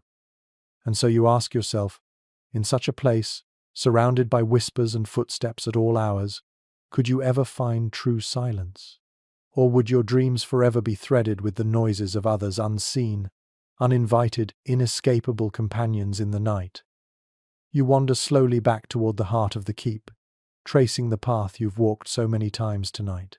Each chamber you pass still carries its weight, the cold shutter rattling, the stiff laundry racks, the scratching in the rushes, the restless echoes of soldiers in their dormitory. They all blur together into a single truth. Sleep in a medieval castle was never gentle. It was always negotiated, always borrowed, never guaranteed. It is firmly established by chroniclers that winter inside these fortresses was relentless. Stone that protected against siege also trapped the chill, every wall a sponge for frost. Even the wealthiest noble, wrapped in silks and furs, slept no more soundly than a servant curled in straw. Comfort was relative, not absolute, and always temporary. The castle's magnificence hid nothing from the cold's persistence. You pause by a stairwell, feeling a draught slide past your cheek. It carries the smell of smoke, straw, and faint rot. You think of the countless people who once called this place home, lords with anxious dignity, ladies muttering prayers, servants scratching at fleas, children huddled in nurseries, guards stamping their feet on battlements. All of them fought the same adversary each night. A curious little observation preserved in letters: some castle folks swore they slept better in summer barns than in their own chambers in winter. The barns, full of hay and animals, provided a damp but genuine warmth. Imagine the irony, leaving a grand hall of stone to dream more soundly in a simple wooden shed.